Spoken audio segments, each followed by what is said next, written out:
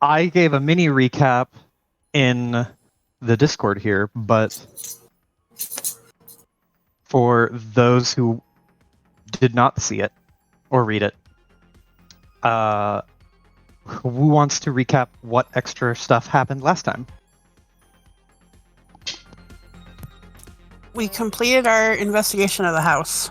Not completed. For we now. have finished our initial investigation. Yeah, our preliminary investigation. We got answers, and then we essentially decided, okay, we need to come back with the ability to store this information, because we found out that we could not take any of the papers and books and shit that we were finding out of the house. So the only thing that, as far as I'm aware, that we have that we're being able to take out with us is the pictures that Legacy was taking of various things. Just fucking copy of a thingy equals your own because you took it yourself. I don't understand copyright laws. Specifically, yeah. It's copyright protection. The house is copyright protection. It's whatever you remember, like, if you're looking at a book and you only read one page, that one page, because that is stored in your memory in some form or fashion, is the only thing that is in the book now. Right? Correct. Unless you got a digital copy of it somewhere, in which case you would be able to have the digital copy, which would remember everything. Quote unquote remember, right? So it's either you genuinely remember or you pirate it. Pretty Yeah. much. Okay. That's right. Long copyright protection. Why Legacy was taking the straight up video of the binders page by page before we left. Mm-hmm. Yes, and you can go back to the house. It is an option. It's dangerous, and no matter how much you prepare, there's always an element of chaos with the nature of the house. Purely because, to the best of Witness's ability, the Witness had explained it as when a conscious mind is in the house, their conscious mind and the memories of their conscious mind are being put into the house in the same way that they, at the same time that they are being created. It's like a feedback loop. Yeah. Which causes it to be a lot more chaotic. Yeah, and there's no proper way of like really trying to navigate. You can try to vaguely point yourself in the direction of what you're wanting to try and find.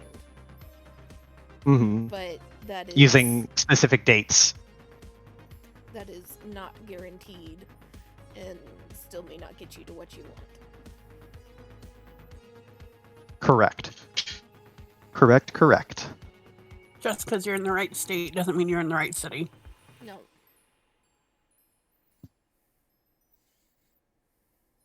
But yes, you finished your investigation of the house. It took most of that day, which started around lunchtime-ish, and then it went till, I think, 11 o'clock, maybe a little bit later in the evening. But you were able to quickly go back home, rest, recuperate, and then come back, and you have the next day at your disposal. But there was a lot of info sharing that needed to happen. Yeah, I'm thinking back just to double check. I don't think Kaya has any info. It was a lot of info sharing from Legacy and Neon. Not Neon, Media. Legacy and Media, and then Lockhart and Marcus did find out a couple of things. Or one or two things that might be useful. Not to mention Cassidy knows something. Found something out. I have found that Dreamer book, too. True. But I think that was like she shared it as she learned it, kind of thing. Mm-hmm. For the sake of ease, I will ask you all, since we are going to be down one media for this session, but media has most of the relevant information. Assumedly, you have the next day. Would you all just like to have media spend time with you all just info dumping to the best of her ability exactly what she retained, and then just uninterrupted for about an hour and a half to 2 hours fill you in so that you have the information? Yeah, that'd just be the easiest way to kind of hand wave it. Yeah. Okay. So you all can decide. You all tell me how you want to convene for the following day.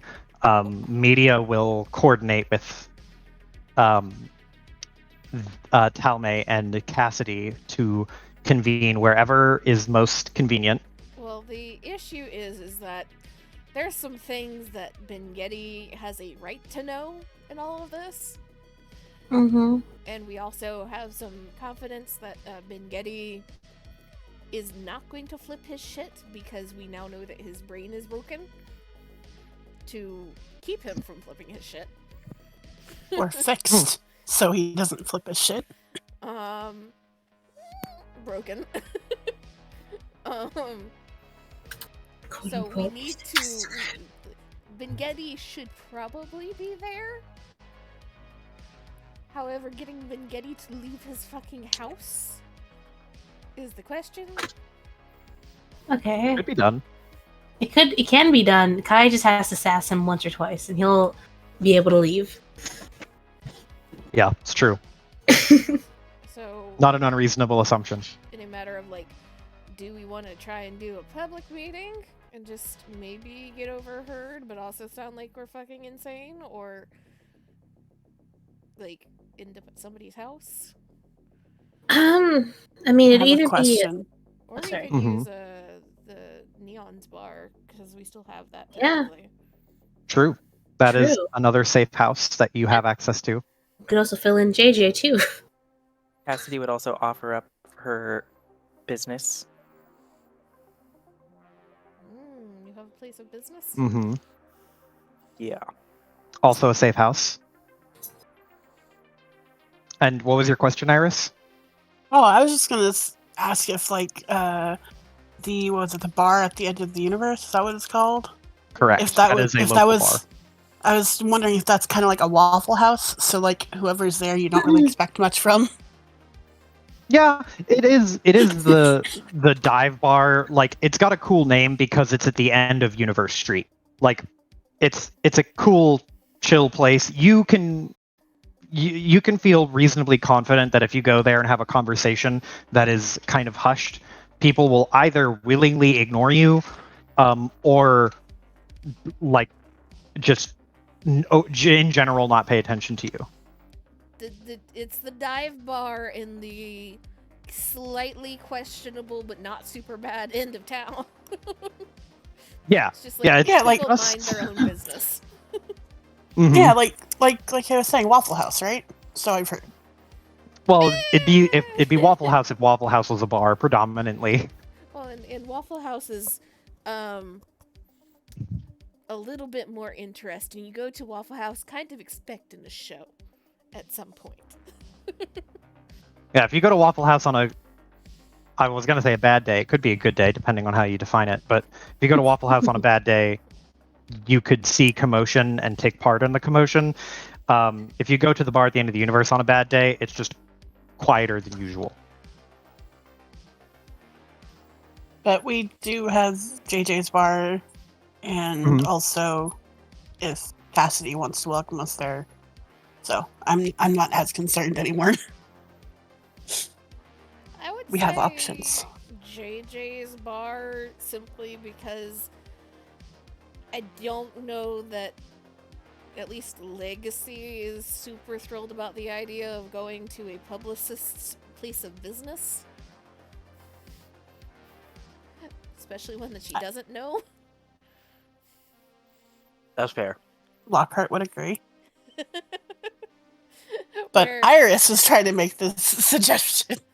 Yeah, I mean, I get it, but like, there's Cassidy has to do something to prove herself to Legacy first before she's like, yeah, sure, we'll go to your place. Bungee jumping. That's what I get for being literally 5 minutes late. The sad part is you're not missing context. It's literally just apropos of nothing. Legacy would go bungee jumping. Legacy probably has gone bungee jumping, let's be real here. And Legacy has probably teased Marcus about trying to get him to go bungee jumping a few times. And then throwing out, like, Lockhart would go bungee jumping with me, why won't you go bungee jumping? And he probably's like, Kaya won't go bungee jumping. And she's like, no, Kaya won't. But she's not my boyfriend. In a parallel universe, maybe.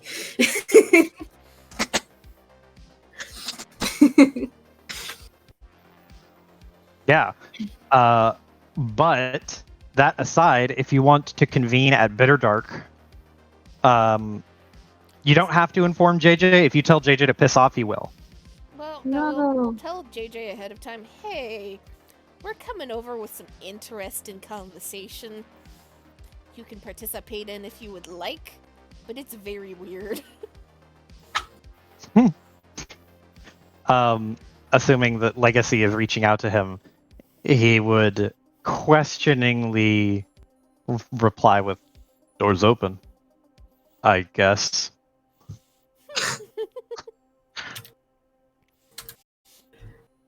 Cool. Do I have a Bitterdark They can go drop? You do. upstairs / back room. You had it on for the rollies, remember? It was the picture of the bar. Yeah. Bitterdark. Oops. Get her out of here. It's Larry. been so long. It has been very, very long. And Larry!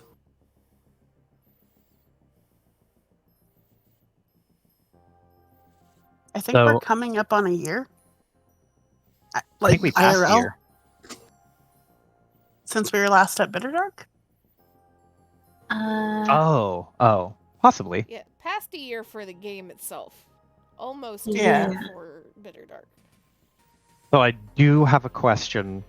Aside from JJ, what NPCs would you invite to have this conversation? You said you wanted to try and get Ben Getty out of the house. Mm. I feel like He Cosmic has would be been. sad if he wasn't invited. He would be sad if you didn't invite him. I will tell you that mean, above table. It would. I guess it's all the NPCs that were there. Just like, Mhm. hey, we're gonna have this talk. You can come if you would like. So that Yeah. it's kind of the ball's in their court of whether or not they show up, and then Ben Getty is being brought along whether he likes it or not right now. Mm-hmm. 'Cause Ben Getty has Hold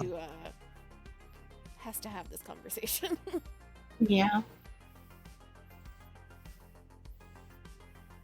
Only imagine the conversation it took to get him out of his house.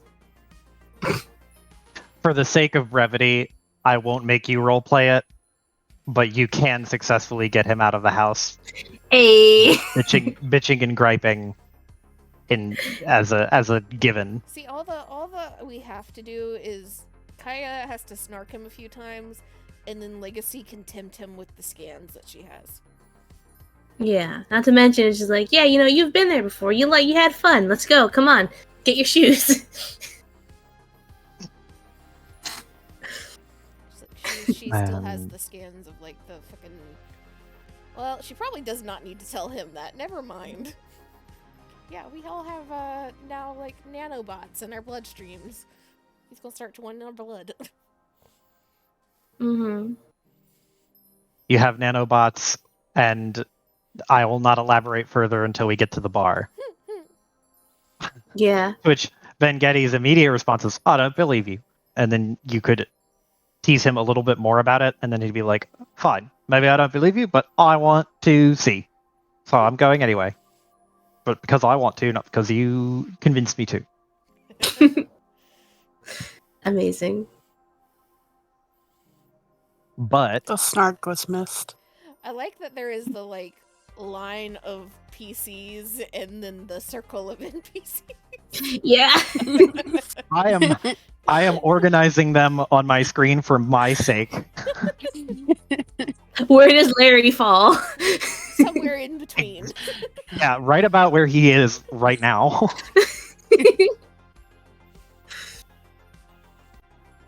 And then JJ's the bartender, so he has to be over there. Correct. JJ has to be behind the bar, as he Yeah. is the tender.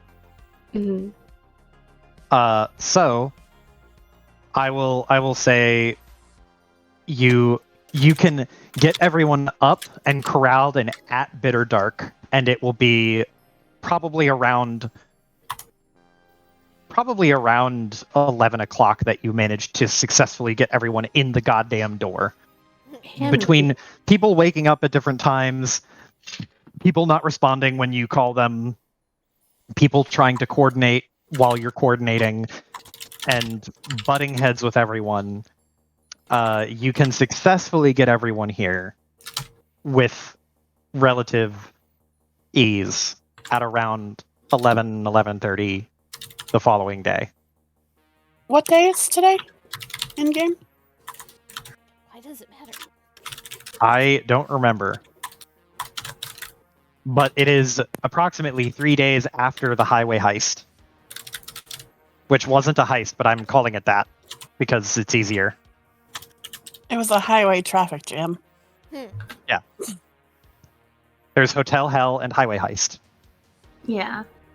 I have the house now. See, now your challenge, Joe, is to figure out some HH name to call whatever we do next. Because Yep. now you've established a pattern that you're not allowed to break. Oh, I got this. Yep. Haunted house. Well, haunted house. Haunted yes, house. but we're talking about next one possibly being The like next a thing. concert. Oh, yeah, that's true. Yeah. Was it Gigadeath?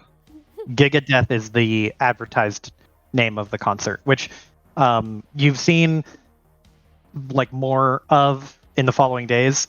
Gigadeath being like a big coordinated music event that's supposed to take place in the Business Park Plaza of Voyager Ward, which is not, for the record, meant to house a concert. Business Park Voyager Ward is like a shitty little park area where you go on your lunch break at a business place. But apparently someone's trying to throw a raging concert there, and they've named it Gigadeath. So Gigadeath is no longer going to be its name. We're going to name it something else with an H. Mm-hmm. And depending on how it goes, that will decide the first Gigadeath H word. is like Lollapalooza, right? Whereas the like actual bands and stuff are not Gigadeath. Correct. Okay. Correct. Yeah, there are artists who are listed. It's like the Gigadeath show, and beneath the name of the event is like a bunch of local artists and musicians and other people. Gotcha. Okay. But you are here at Bitter Dark, and media will cross hands or like kind of clasp her hands together in a like almost prayer gesture and say like, okay, I will tell you everything I know exactly as I remember it. And if no one has any interruptions, she will share with you over the course of another hour and a half ish what all she learned from her time in the house when she was separated from the other group with Cassidy and Telme.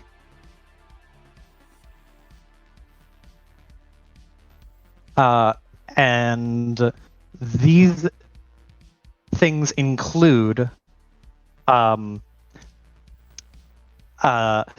She shared that you all went to a room where there was a clock. She saw Joseph Diego, a younger Joseph Diego, aggressively attacking the CEO of Hergatz Liao, whose name I can't remember at the top at current. But Joseph Diego attacked and killed him. He also saw the time clicked into the future and saw that there was a hybrid mecha flesh building of some kind and no discernible people inside this building. And then beyond that, even further into the future, it was a desolate wasteland that looked like Earth, if it was not already Earth. What else was there? There was Observer, or rather a shadow of Observer, which appeared to the group. And this shadow of Observer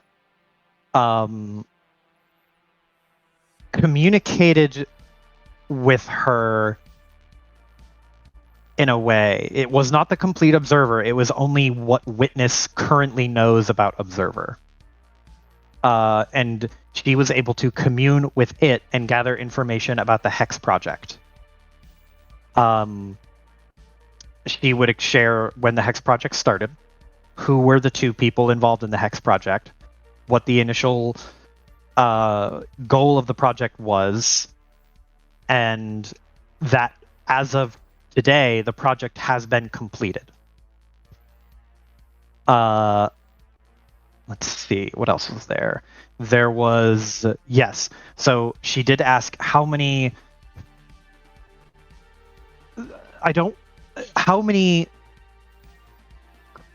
people involved in the Hex Project are currently walking around. Yeah, we got or a count of brains. Yes, you got a count of people who have been hexed, for lack of a better term.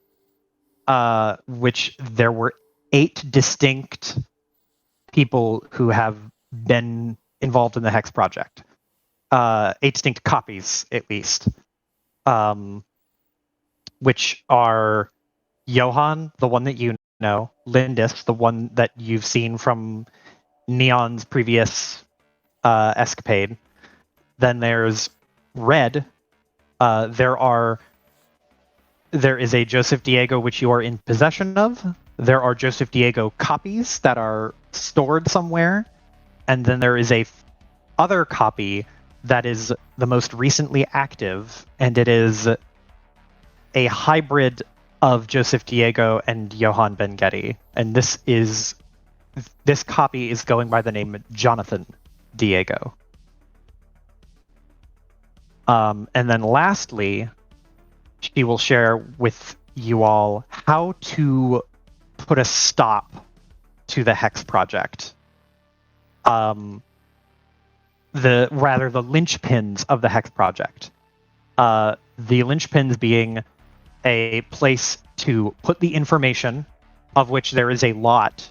There's a lot of information that is being typically dealt with when you are moving from one medium to another.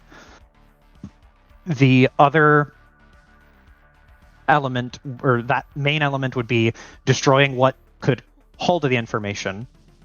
There is the device itself, which is there's only one, as far as you are aware, or as far as she is aware.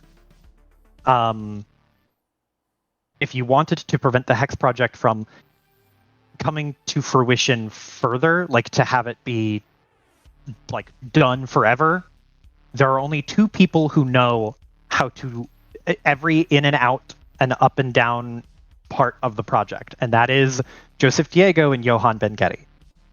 So the guaranteed way to prevent the project from ever coming back ever again is to quote unquote deal with them.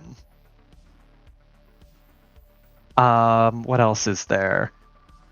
And then the documentation of the Hex project. There are 2 locations where the documentation is currently held. Not all of it, but most of it. There is the headquarters, Tetsuo headquarters, which in Joseph Diego's office, there is some paperwork there. And then there are elements of the project and paperwork and records of the project in the Tetsuo Experimental Laboratory in Turing Ward.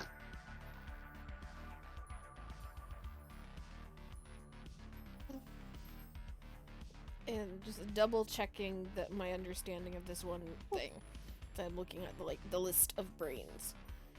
Because there's only 2 Ben-Getty brains. The one in our Ben-Getty and then the one in red. And the one in red, though, because of what we kind of understand going on with red, is not, like... I don't want to say is not all there, but kinda is not all there. Right? Or we would More kind of assume that it wouldn't be. You would kind of it's kind of a safe assumption to like the brain that has been put into red has probably been heavily altered. Because essentially all that's in red is like a brain, a nervous system, and like an organ or 2. If that. And all the mods. Yeah, because of all Yeah. the mods, it's like not a lot. It's the brain in the jar, but it's a moving jar. Mm-hmm.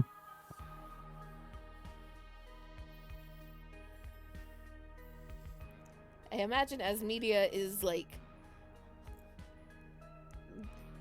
unloading all of this shit, Legacy has gone from sitting at the bar and kind of messing around on her laptop to pacing. Just kind of like ping-ponging off different walls, going in straight lines until she hits something in front of her, and then turning around and going in a different direction. It's very... not happy, but deep in thought. Throughout this conversation, throughout this info dump from media, any of you who have thrown a passing glance towards Ben-Getty would notice that he seems relatively unbothered by most of what's being said. He seems kind of like somewhere between disbelief or indifference. Either like this can't possibly be true, or if this is true, what am I going to do about it? It doesn't really matter. Legacy would at one point, like when there's kind of starting to explain the importance of Ben-Getty, because I assume that gets explained kind of in amongst all of this, would kind of, as she's passing behind him on the couch, kind of pause and lean forward and just very, very simply ask him, do you want to see a picture of... Well, OG sounds weird, but OG? Kind of blinks and looks at you. There's kind of a hard to read expression. It's not distaste or disgust. He kind of scrunches his mouth for a second and shrugs and nods.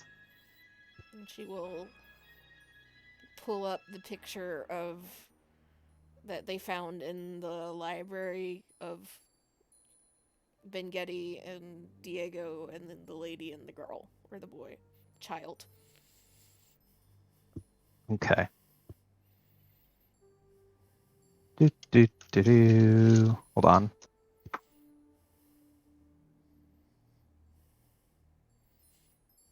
Ben Getty looks at this, and there is a noticeable, like, intense furrowing of his brow as he looks, and you can see him trying to process the information. He just squints at it like it's hard to see. And after a couple seconds, he just goes,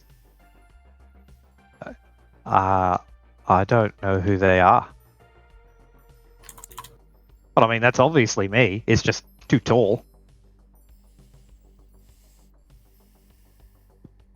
And seeing the Ben Getty picture and the Ben Getty that you know as Ben Getty beside each other, it is an uncanny resemblance, minus the height difference.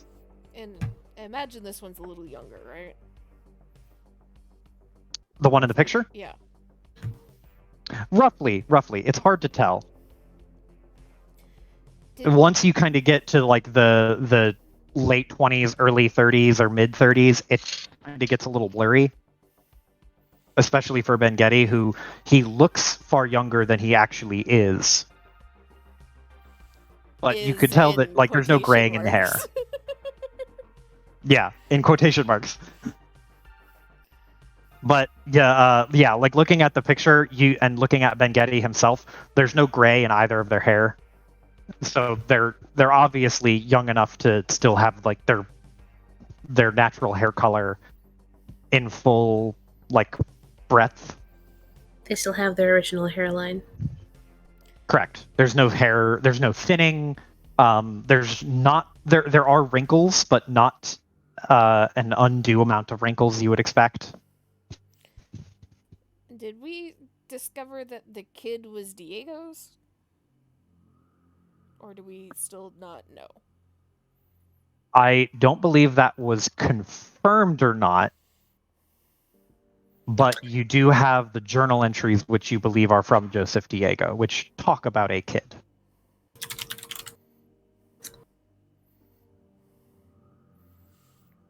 And we never found out the lady. I also think that Joe, is it a son or a daughter? Because you were flip-floppy. It is a daughter. It is a little girl. Okay. The original was a little girl. I think I remember hearing someone get the gender backwards, and I didn't want to correct them, so I just went with it. But it is canonically a girl.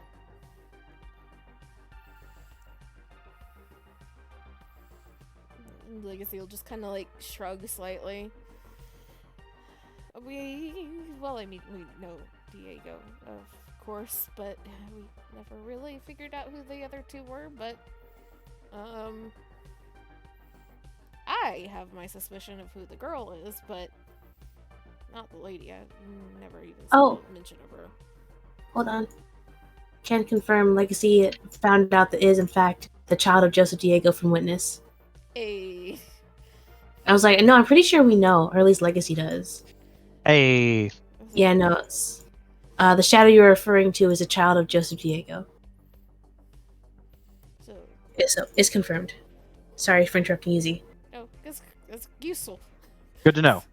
Legacy is just like, oh, that's Diego, and that's Diego's kid, which nobody knew he had. She like looks around, double checks that nobody else knew.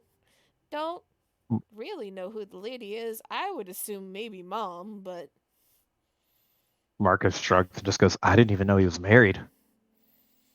well, I mean, you don't necessarily have to be married to have a kid. I just feel Oh, fucking good sore point. for being related to him. No, I feel sorry for whatever happened to her. She's hanging around a Witness as a child. Means she probably didn't make it to an adult. Yeah.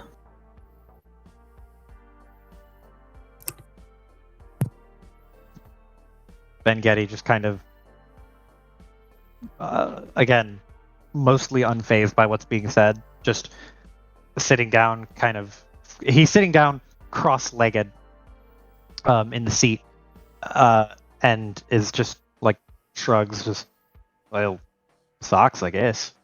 I don't really know what to say. Imagine like Legacy is like, yo, when you lean over the back of like a short couch and it's just like in your stomach, is essentially in that, like almost picking her feet up to just like hang there as she is holding her arm out for Bengetti to see the picture. And just kind of shrugs slightly. I know this is weird for you. I also know that there's some things going on that may not process, but whenever we have evidence on that you actually want to see, if I have a picture, you can see it.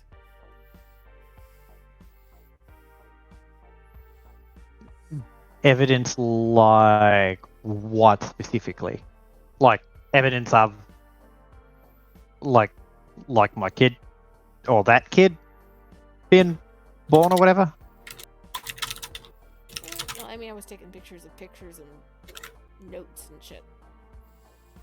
I mean, I do want to see it. It's all just data and shit from a fucking dreamer. So, like, that's crazy.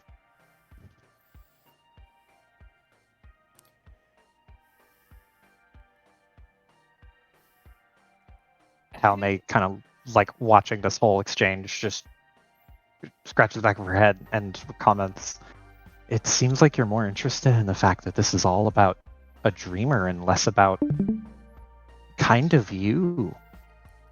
And there's some things that apparently happen when they clone brains. They kind of root around in there and make it so that you don't care so much, so that you don't go, like, crazy AI gonna kill everything.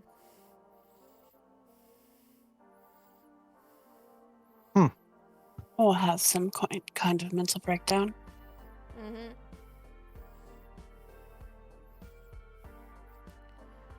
That's the only way that they could make it work from how I understand things. Which, I mean, I guess fair. If I was told I was a copy of another legacy, I would flip shit. Of course, I don't know that the station would survive that, but that's besides the point. Marcus snorts. Probably not. Cosmic will kind of scratch his chin and say, so is it like a side effect or is it intentional? The brain stuff. Intentional, from what I understand.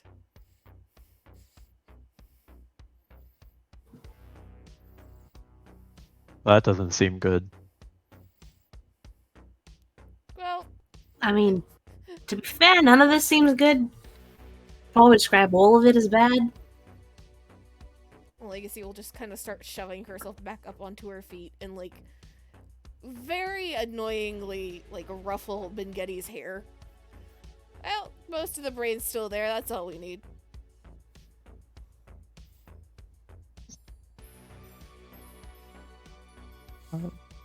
So, like, I mean, I guess I'm just one of, what? You said, like, 3 or 4? 3. There's only 2 of your brains, and the other one's in the fucking murder bot. Well, there's the hybrid, right? Like, Jonathan or some shit?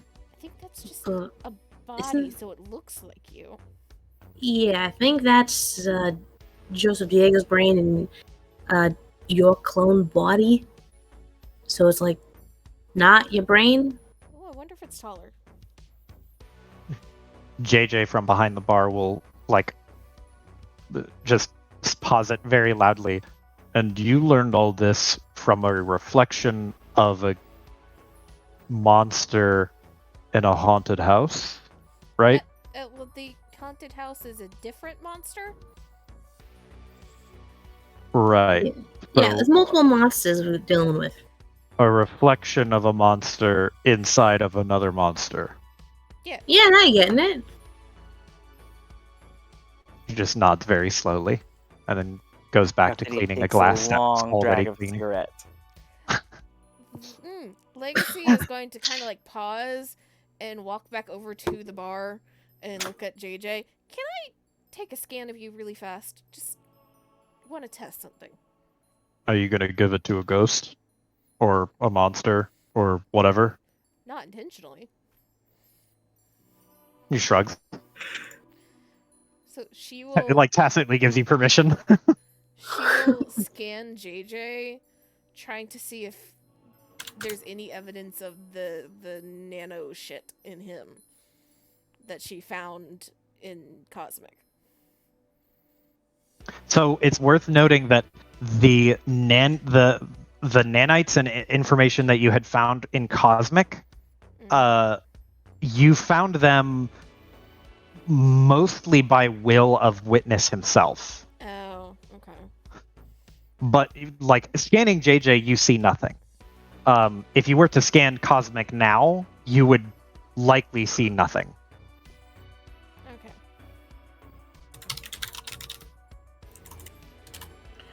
She scans JJ and just like pauses. Am I cursed? Don't think so. But she will Nice. also go down the bar and scan Lockhart and Kaya and Cassidy and Media, not asking them. One person gave permission, thus everybody gave permission. You go to scan Kaya as she's like reaching for a whiskey bottle. Goes to scan, sees that, smacks Kaya's hand. She will have the water. The fuck, haven't even gotten anything to drink today. You don't need anything to drink. We're at a bar. She will It's also have a coffee bar. Yeah, she will have a coffee. Fuck. JJ turns around and starts brewing a espresso. Hold on, I didn't know what a fucking coffee. That's fine, I'll drink it. he puts on a whole pot. Fuck off, because I'll take fucking coffee. That's all I'm gonna fucking drink. Yeah, so Legacy going through and scanning everyone, you don't see any nanites, and you like being in the house and having Witness there, it was almost like on command. When Witness wanted to be seen, Witness lit up like a Christmas tree. And you could see, like, physically see your body suffused with tiny little Christmas light, little mote. But now looking, there's nothing. There's not even a trace. It was implied though that whoever like comes in contact with the nanites also gets infected anyways, though. So it's not out of the realm that whoever we come in contact with also gets infected, right? Correct. Witness very explicitly stated that the nanites infest other people and immediately start to hijack memories and sensory memory data from them, but that is all they do. Mm-hmm. And they are many and they are small.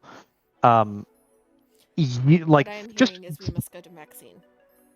From a technological level, it would be very difficult to have something portable that could see them because they are like microscopic. Oh, Maxine! Hey, Maxine, you want to come to a bar? No, we're gonna have to go there, and we will bribe her with knowledge of dreamers and Marcus conversation. Because that's apparently another bargaining chip for her, and Legacy has not forgotten that.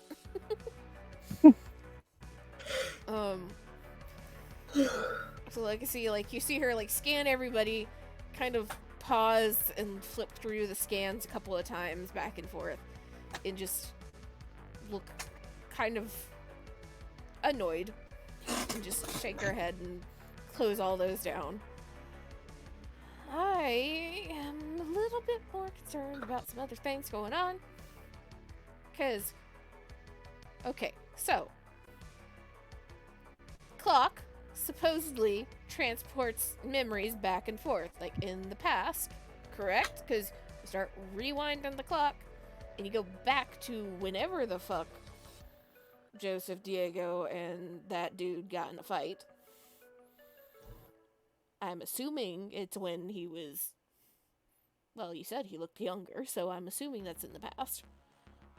At some point, which, logically, you spin the clock forward, you go forward in time. And I don't know about y'all, but then both of those forward in times, well, I'm not necessarily surprised by barren Earth, because that's what we're already heading towards. But giant flesh temple sounds like a horror movie that I don't want to be a part of. You see a couple of the NPCs in the room just have a similar sort of dark and upset stomach reaction to that image. And how exactly do you expect to stop something we don't even know how it starts? Well, that's going to be a question that we're going to have to ask Watcher next time. Or, well, I guess maybe Observer, if this was found through an Observer grandfather clock. We are in some interesting times. Observer grandfather clock is not something I ever thought I was going to say. Who the fuck even has a grandfather clock anymore? You'd be surprised. Palme shrugs and just goes, if anybody would have one, Joseph Diego would. It's very gaudy and very rich. True. Mm. But that means that one or both of them have some knowledge of that being a potential future goal, either for themselves, which I'm assuming at least Watcher doesn't want, or somebody else they have had contact with, if not another dreamer.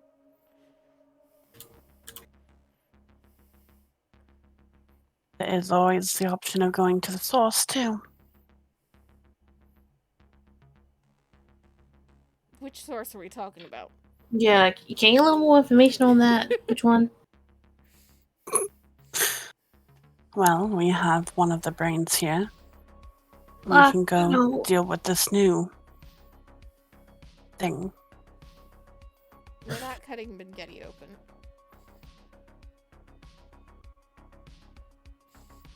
Bengetti, who is taking a sip of something, just... What? And we're also not fucking with the brain we've already got. You're Are not you fucking with my brain? Well, no, not your brain. I'm not. Fuck out. That's Yeah, no, not what I was fucking no, you're not. You won't fuck with my brain. I will stab you if you try. You should fucking sit down. I think you could stab Blockhart multiple times and she would still probably be able to get to your brain if she really wanted to. That's not what I was implying. You're talking about the fucking case brain, right?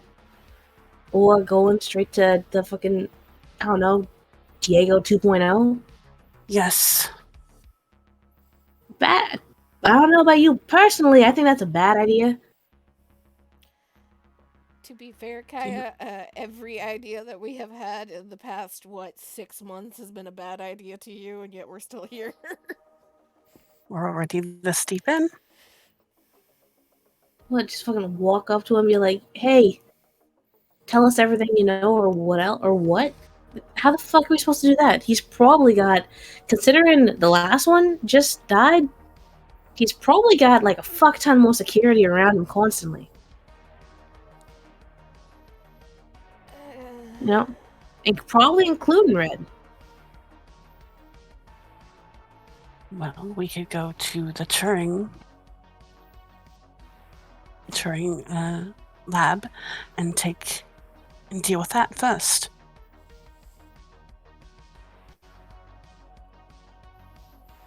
So you want to break into the Turing experimental labs to start No. figuring this out. A fortress. I want to get rid of the cause of all of our fucking problems. I'm not going to argue with that. You know I'm the last to argue with that. That is just... That's gonna be a process. I'm a good hacker, but I doubt even I can get into that lab with any success. At least not for long enough to do much anything. And especially a lot from long distance. Well, we're building up an army here, and you're not alone. Even with We've the made it. hackers We've that I made have. it this far. Hey. Not shutting you down. Just saying that might be a... Let's put it as a long-term goal. And how long term are we talking? Till the world is just completely, the station's overrun by this flesh temple, as you put it? Don't get snippy with me. Well, the actual chair thing that I've been working on that like puts your brain into the net, that's basically done. So you don't have to be there in person, technically. Slowly looking towards Bengetti, like brow arch. Then looking towards Cosmic to confirm. Cosmic like just blinks and shrugs. I tested it like a couple of days ago and it seemed pretty good.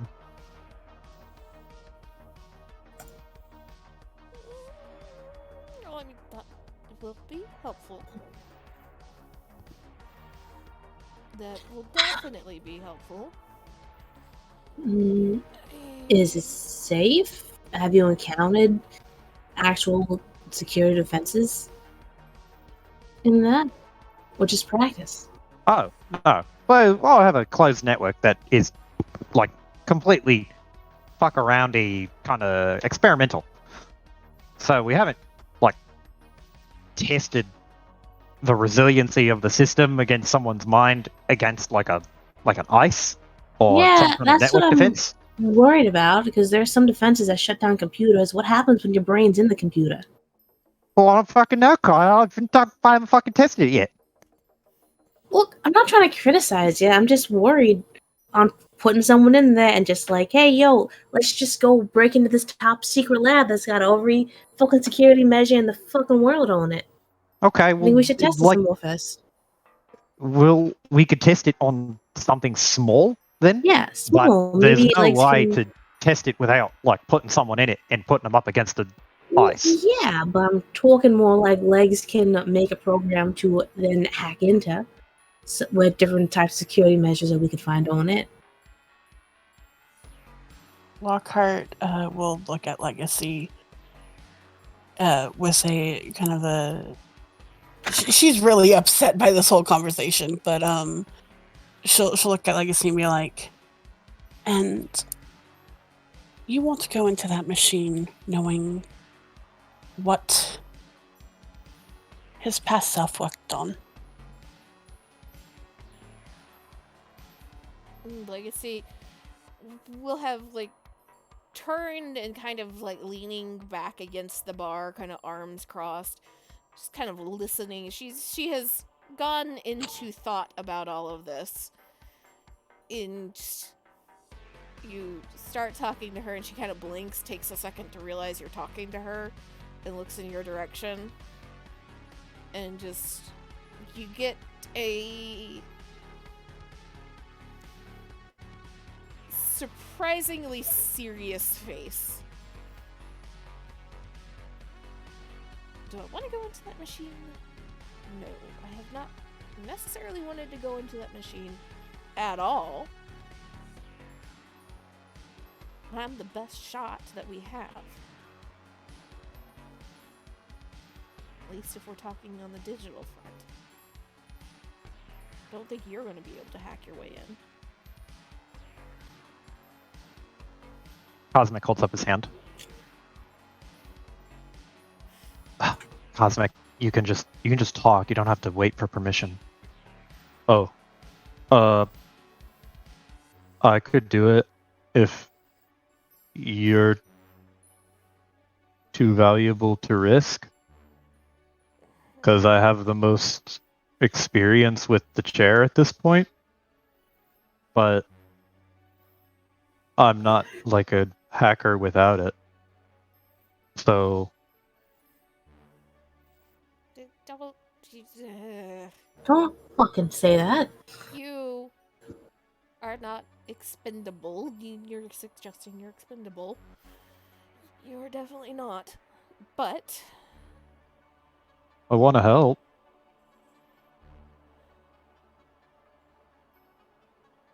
And if this helps, then I want to do that.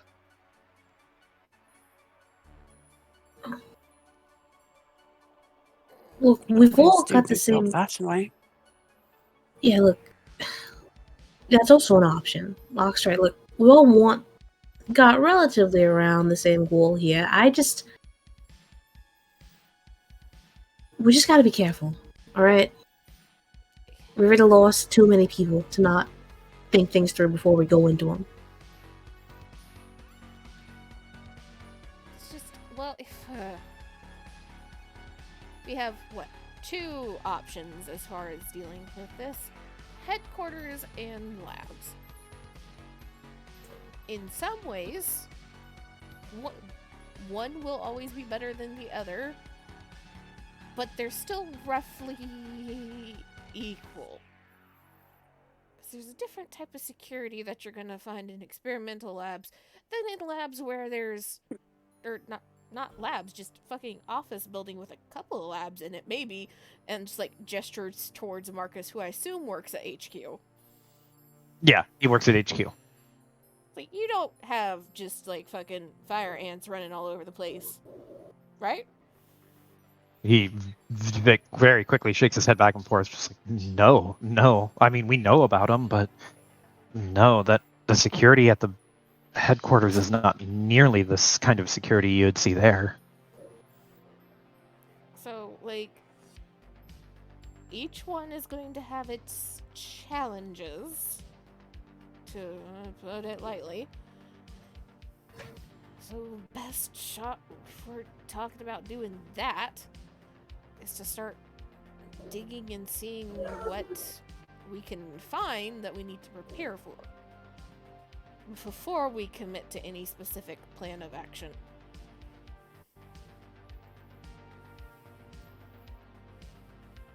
JJ leans back and clears his throat very loudly and just goes, if I may offer a piece of advice, you can expect some kind of automaton or robotic resistance of some kind.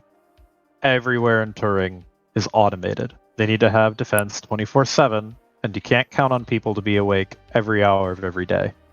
Even if you rotate guys, they're going to have their personal lives that fuck with their sleep schedule and make them sleepy on the job. Robots get around that. So if Tetsuo is half as paranoid as you make him out to be, which I would bet they are, or even more so, I would expect them to have some type of robotic security there.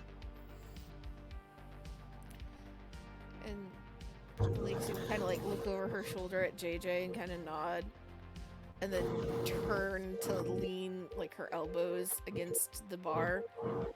You were kind of an information person, right? He looks at his knuckles and like kind of inspects the dirt under his nails a little bit. We ask really nicely. Would you be able to start digging and see what you can find about security for the headquarters and the lab?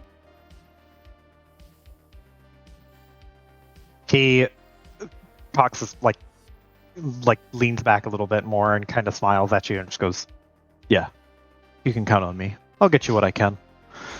I can't promise a miracle. If I find bad news, I'm going to deliver bad news, but I'll find something.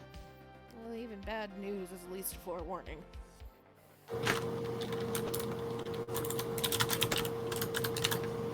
I do have another question, though. From an information standpoint, one of the things that I typically do before I go and risk my neck doing some insane bullshit, I like to count my eggs that I have, kind of make sure that I know what benefits and boons I can rely on in a pinch. And from what it sounds like here, he does like a little gesture with his fingers as if he's trying to draw a circle in the air. It seems like you guys have a lot of information. And Tetsuo's the type to want to control information. Right? So, realistically, if you could leverage this information against them, you could maybe get a lot more bang for your buck out of it. Like that brain you have. If you, for example, had the only brain, then you could probably leverage that a lot more effectively. Especially if it was the last one of Joseph Diego. God, this feels weird. And you're reasonably certain that none of this was like some kind of acid trip that you went on? Got all the pictures to prove it. He just holds up a hand just to stop you and just goes, I don't need to see the pictures. I'll take your word for it. But, yeah, maybe that could be an avenue. You're not wrong for how much they wanted to get to Bengetti. Then Getty scratches his head and just goes, what did they even want from me?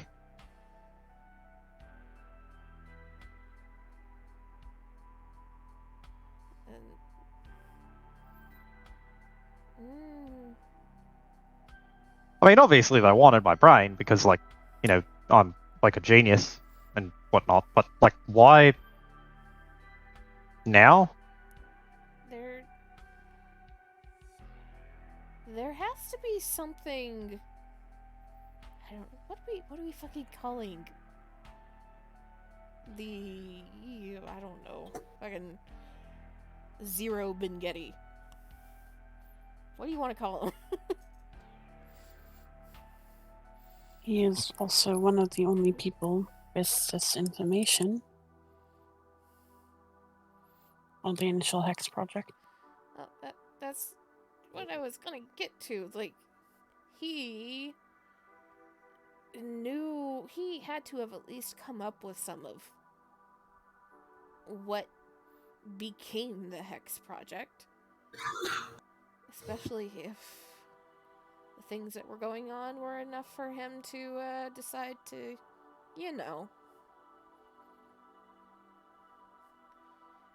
So Joseph Diego may have had his fingers in some of it, but he didn't know how to do something at least. So he needed me? Or him? Yeah, Them? which means that maybe there's some sort of issue that they might be coming up to. If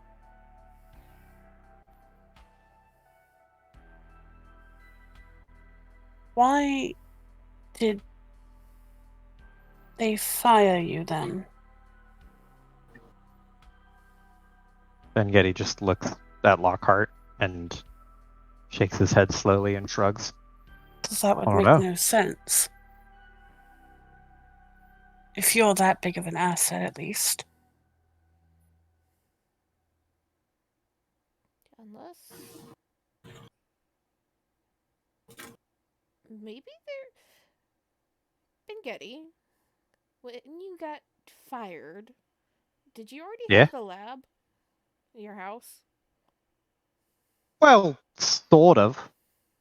Not, like, legally, but yes.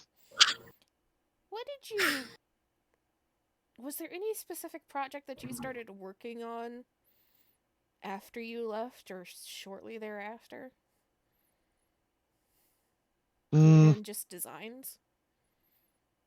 the first thing that I started working on right after I left was, well, there was a power source that I was working on, which a prototype version of it ended up going onto the motorcycle, which I think it worked great.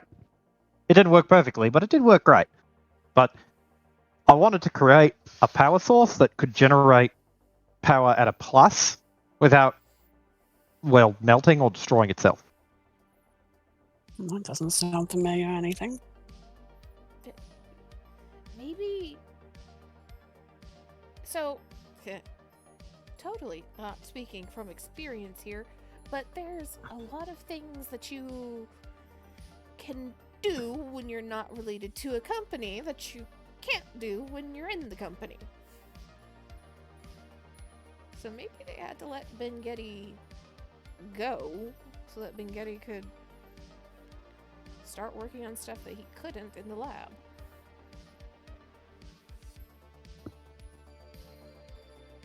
But wouldn't they have kept tabs on him? They would know. They wouldn't have to hunt him down. Well, he's a paranoid little fuck like the rest of us. No offense. I'm the same. He just like in a very casual, friendly gesture, he flips you the bird, but moves on, moves past it.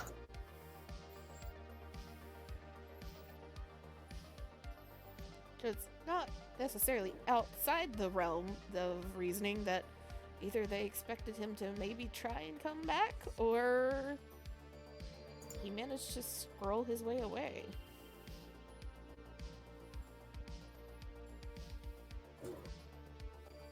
Lockhart, you do know that when Ben Getty was fired, he did live in the Tetsuo provided housing for a period of time before he fled.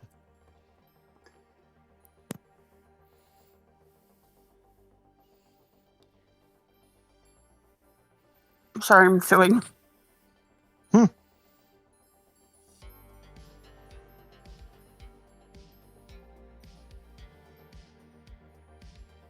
Oh, sorry. I'll relay that information.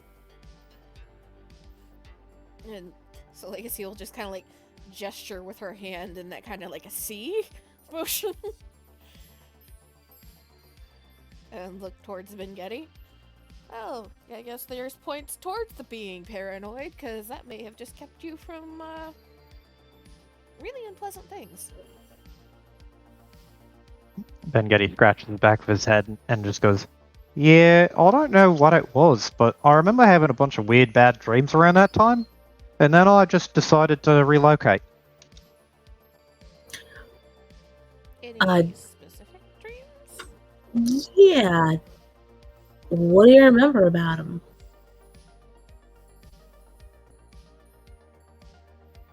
Do you remember Ben Getty? He scratches his head and just goes, it was a little foggy. I remember hearing a voice tell me stuff. I mean, it's all like dream shit, right? So it doesn't really matter. Considering we're dealing with dreamers, I think it's kind of important. Are you Oh, paying yeah, that's a good attention point. to any of this at all? Well, yeah, but like, only kinda.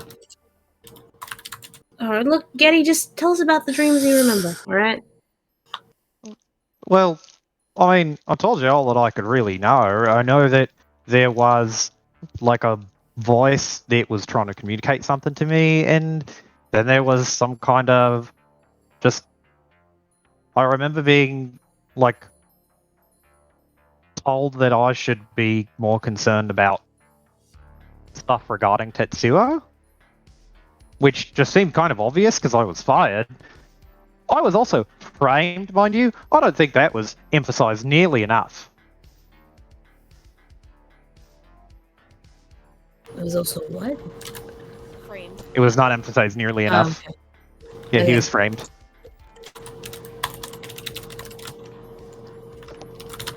So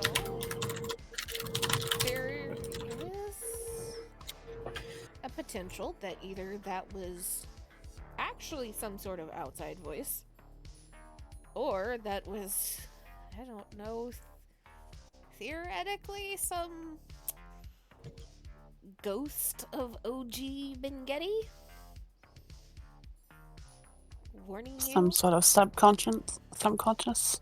Possibly. Maybe it's your conscience. Somebody roll me a luck check. Who's gonna do it? May I? On. You I may. was gonna say Iris. D20? Correct? No, this will be 2d6. 2d6. Okay.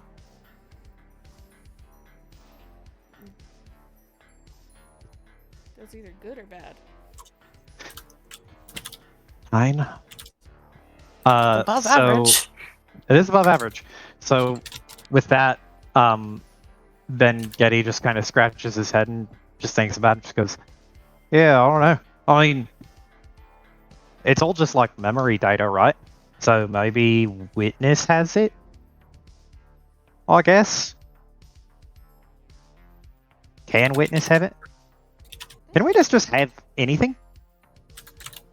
Pretty much, as long as you remember it and you come in contact with him. Wild. But, okay. Interesting, yes, we need to explore this further. However, that's, I assume, going to either take Bengetti on a field trip to the haunted house, or I want to go see. or take Bengetti to someplace he's going to like a lot less, and do some nice intense therapy. And some hypnotherapy in particular. He was excited, and then you say therapy, and he immediately is not excited anymore. And she, like, holds up a finger to keep him from going on a tirade against her. But did you have the idea for that power source before or after you left? Or were fired? He narrows his eyes for a second, and then furrows his brow and starts to think. You can see him kind of just his face become a mask of concentration as he really, really focuses for a second. And he kind of shakes his head. I mean, I think it was after I left, but I can't quite remember. And she will kind of nod. And then will very specifically point out to Bengetti, Marcus, and Kaya.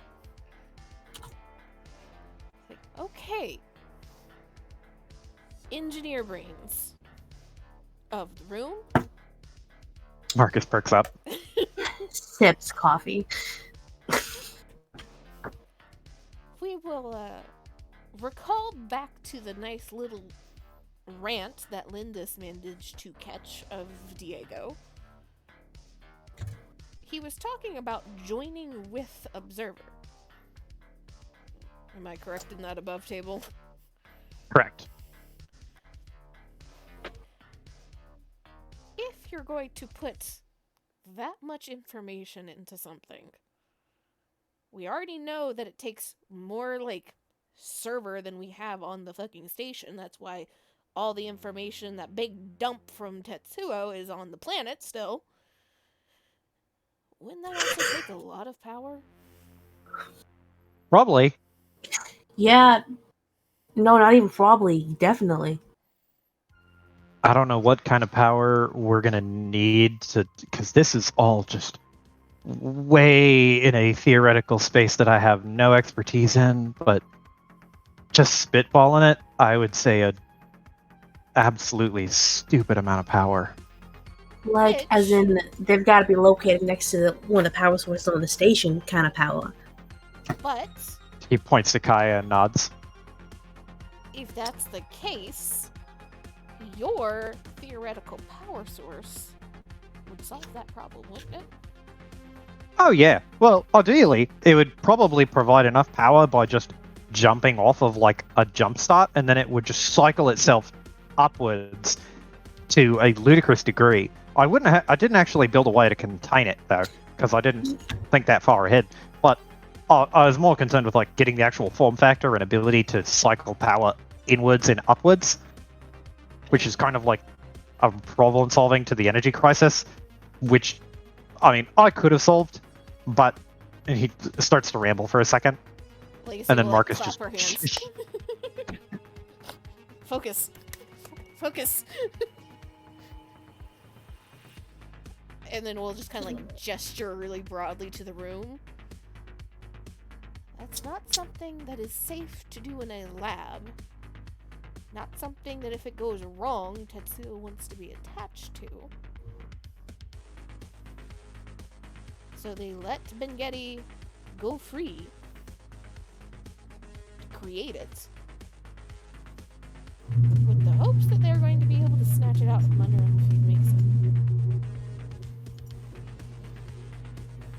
Didn't Bengeti Senior already build something like that though on Earth? He built the thing for the actual information dump, yes. But we're talking about something that could theoretically be even larger than that. And I imagine ideally on the station, considering the fact that the last war kind of fucked the Earth over.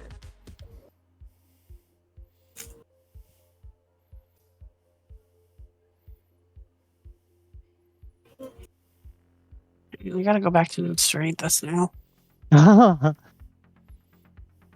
That is above table. That is correct. He invented, like, the Primarch Bengeti was the one who came Yeah. up with the design of the Horde of information. Hmm. I thought he came up with a power source for it too, though. He did not. No.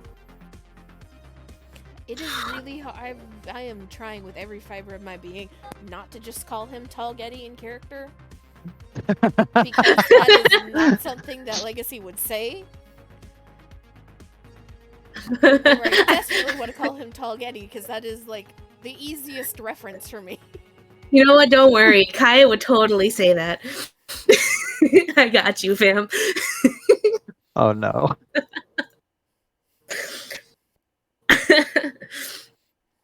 um, But just above table, because we're dealing with theoretical sci-fi shit, everything that I have put forward is logically sound connectors, right, Joe?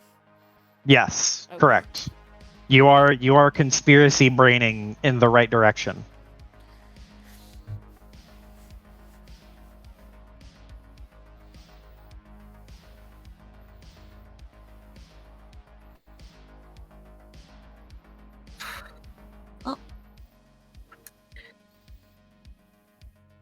you know, kind of ironically, she points to Bengeti, not giving a shit about safety and being able to constrain the shit you invent probably saved you.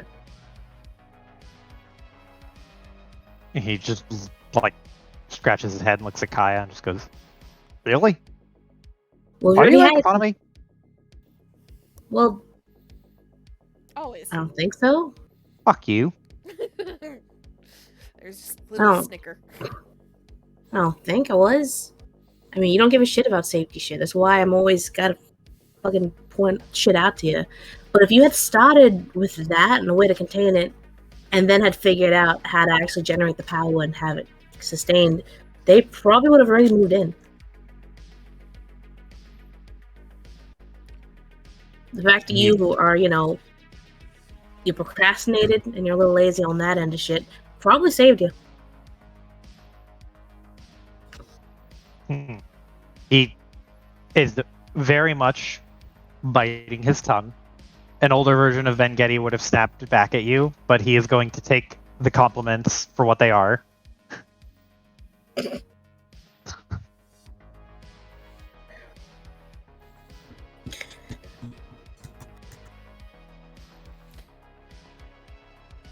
Okay, so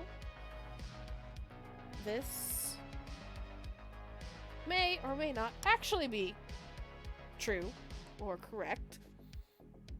But we're just gonna pretend for the moment that that is why they let Bengetti go, framed him and fired him. Probably why they created you. Just like gestures towards Bengetti, realizes this is going to be really weird, and kind of like, eh. Right. And so this is something Diego's been working towards for a minute now. Oh boy. Which means there's probably some things going on in the company right now that's gonna be pointing towards this.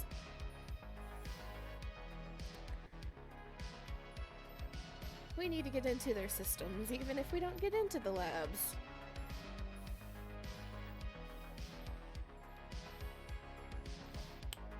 And I don't like this. Nope. Yeah, fuck all of this. Unfortunately, it's starting to make sense. Because, you know, the first old tall Getty made the Bengetti, like, there is a head snapping, like, what? yeah, he made the thing that probably got Getty to actually make the power supply for the first thing. So, I mean, it makes sense. So, theoretically, we can guess then that Talgetty was the engineering behind the Hex project. Especially considering your general capabilities. Again, nodding towards Bengetti. Y'all welcome.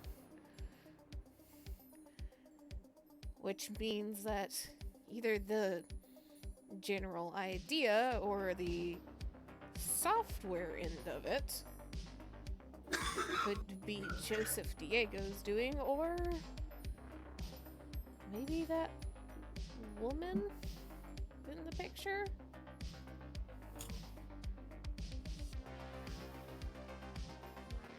I believe her name was Marjorie.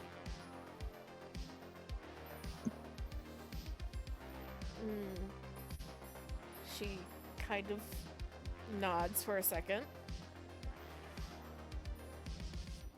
We got any history buffs in the room? Looking around. Palmate kind of waves, like, raises her hand, just the, like, teeter-totter gesture with her fingers, and just goes, kinda. You want a research project? You're gonna be helping us out since you're listening to all of this. Oh, I graduated college so long ago. Do I have to? Um, I'm kidding. well, to be fair, I think right now the possible of no, I don't want to do it is Flesh Temple. That's where I'm assuming all this ends right now.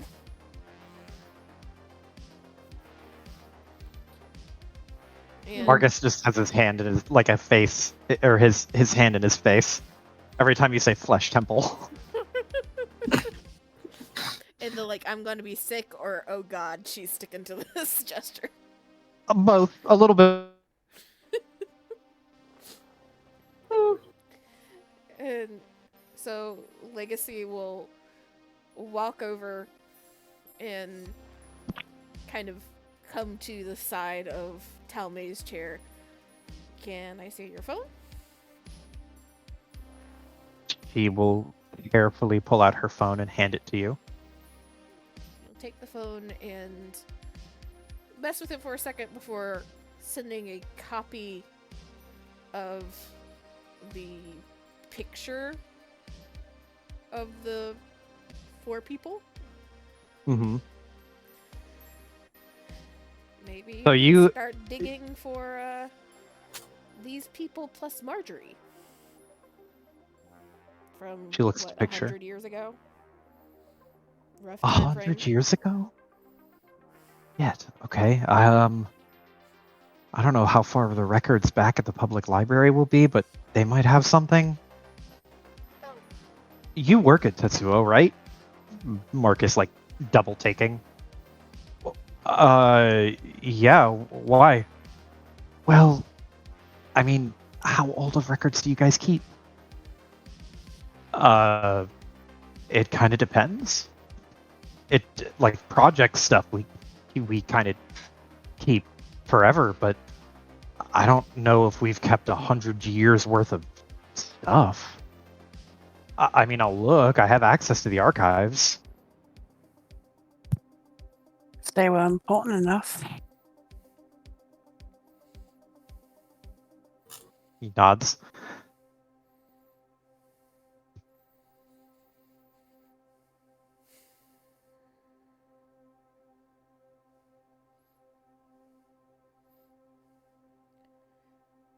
Maybe we could access that hoard.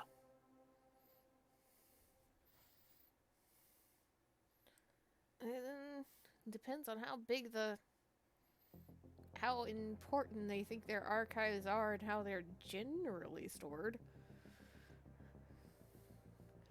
Some of them might be pretty easy to get a back door into. Some of them might be so encrypted it's near impossible. I know it seems crazy, but some of them might be physical copies. Physical only. Shit, you got paper there? He nods his head slowly and just to emphasize, like, yep, and will say, there are some projects that are so near and so dear, they were only recorded on hard copy paper. Which is Yeah. where I'm assuming the Yeah. Hex projects will be, but if Marjorie was an important scientist in early Tetsuo days, then, or Ben Getty in the OG form, maybe their names might be attached to some of the oldest stuff in digital records.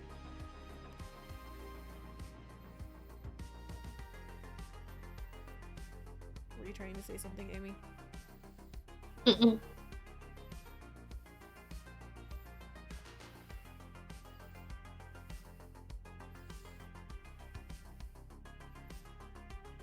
Oh shit, I just realized. So Oh, no. Can we see the station map really fast? Yeah, you may. Toot. And where was Gigadeath? Voyager or Foundation? It's in Voyager. Voyager.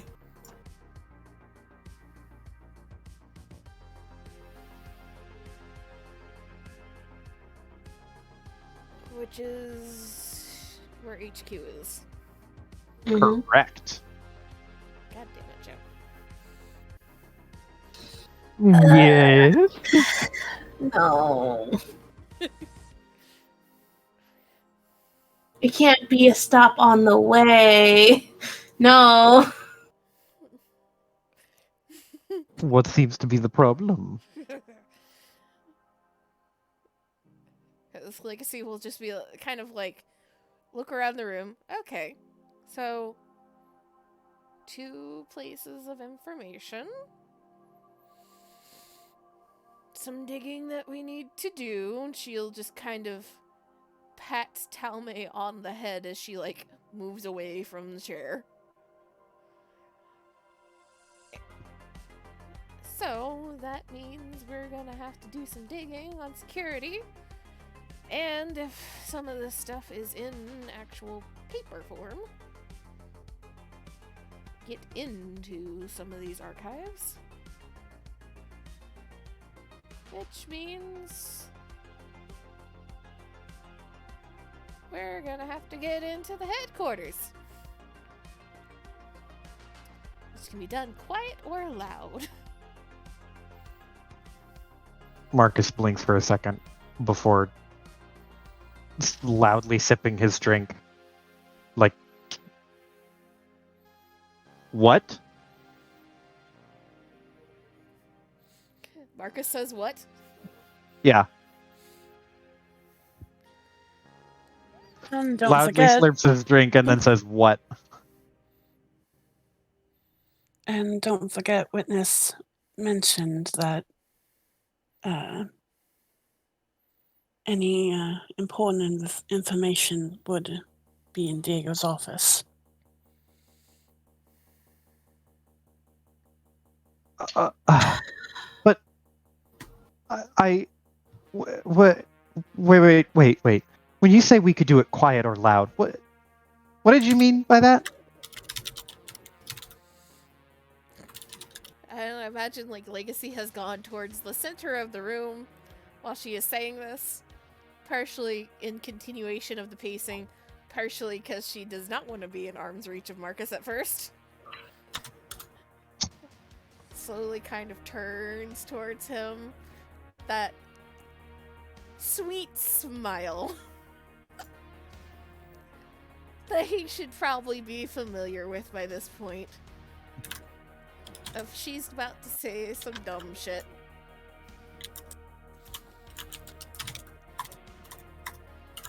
Well... No. Hear me out.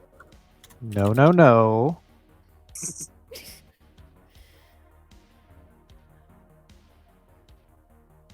There is option 1,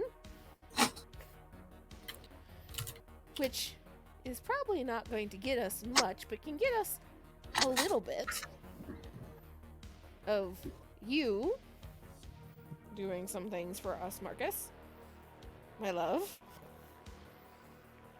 Or, I can't believe I'm going to say this, you can just decide to bring your girlfriend to work, to show her where you work, and I can do it. Oh. He puts his face in his hands. Ooh, I like this idea, Talmay says. And 2, kind of looking towards Lockhart now, there is possibly a time span that might work in our favor coming up, depending on what we do and how we plan. Anybody heard of Gigadeath? Gigadeath. Yeah, that Kaya not knowing, on brand. Cassidy and Talmay 100% know about Gigadeath.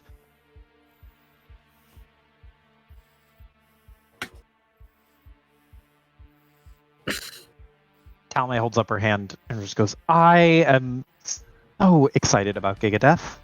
And why do you... What the fuck? Gigadeath?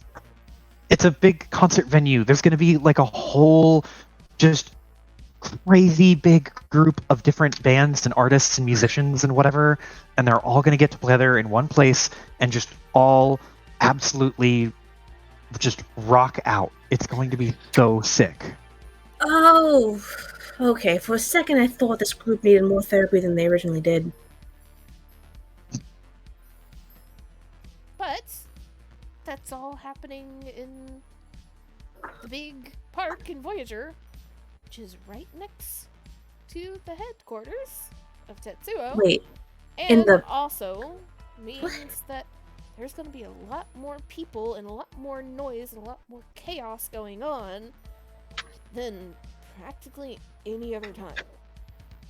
Wait, are you sure it's in Void? They don't got the infrastructure for that shit.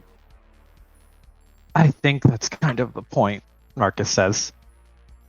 It sounds like a fucking disaster waiting to happen. Which, I think that's kind of the point. to be fair, yes, probably. if we're actually talking about this, she just kind of like gestures to the room. A disaster waiting to happen might actually be a miracle in disguise for us.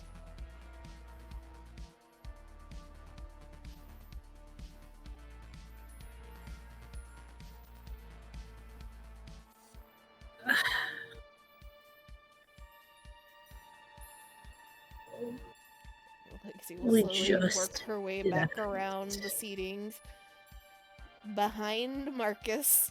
Just kind of like wrap her arm around his shoulders. Head on his shoulder. And the goal of this mission would just be to get the information, correct?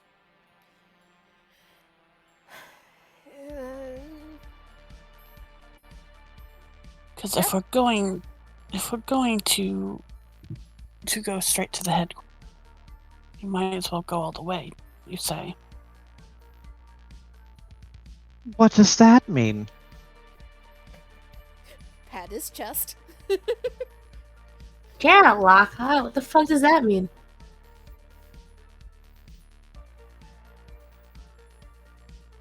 We deal with Diego.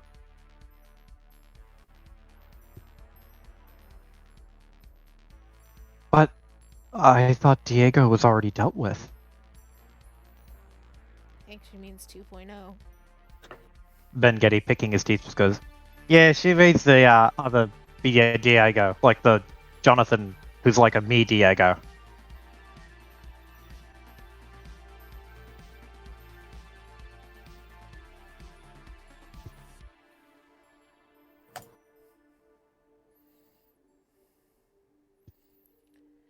Let's...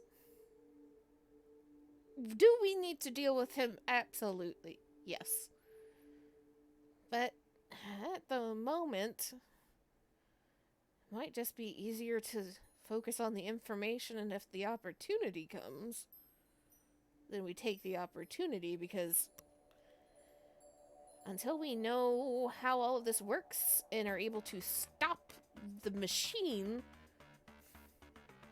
for all we know, it can just continue to shit out Diego brains.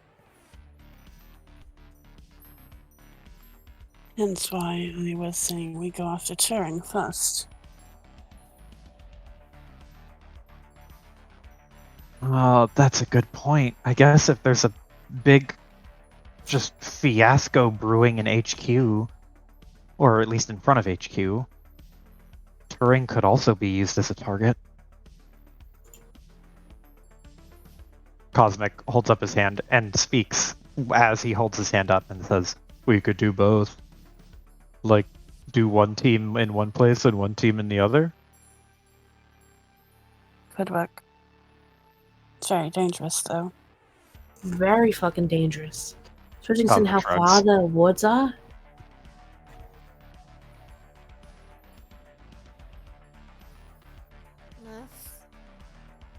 Splitting up the skills, that would take... The only way that would even be possible is if we had a very good idea of what we're up against in both places. So we can try to put the best people in each spot. Because if we hit Voyager and just go after the information, trying to hit the Tetsuo HQ again will be even more difficult. And if we hit the Tetsuo HQ and then go to Turing, well, Turing's already going to be a problem.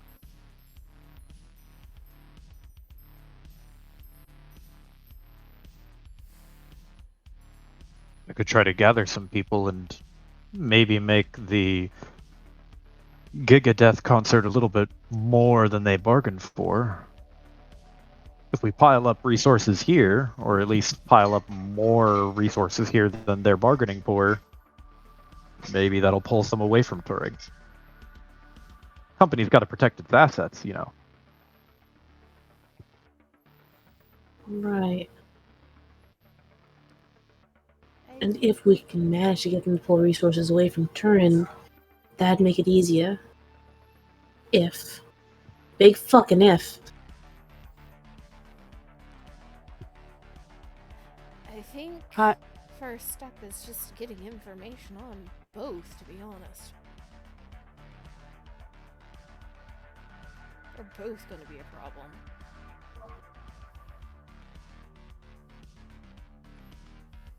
JJ points to Marcus and will say, well, Boy Toy there's going to get you some HQ info, that's for sure. Boy Toy? I can go look in the other place if you want. Just give us kind of a laugh from Legacy, and again, kind of like this like pat on like shoulder and chest. My Boy Toy. Look up at Legacy, just like, what do you mean? It's Boy Toy again?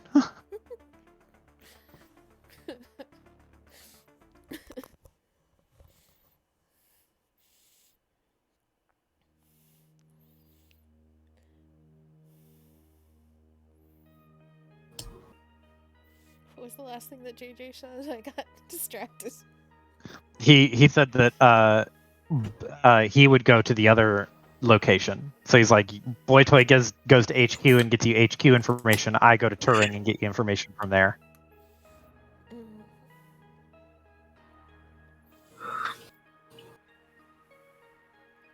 That is aside from whatever you want to gather for yourself, of course.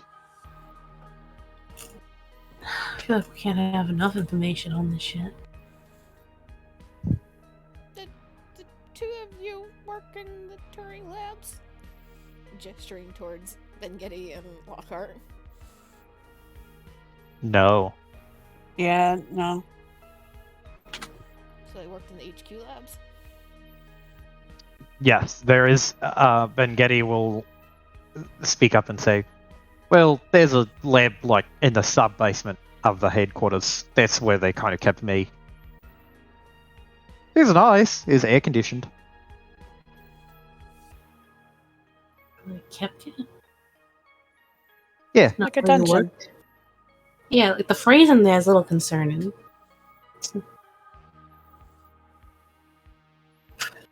Guess at least it was air conditioned. Dungeon laboratory. Totally doesn't sound familiar. I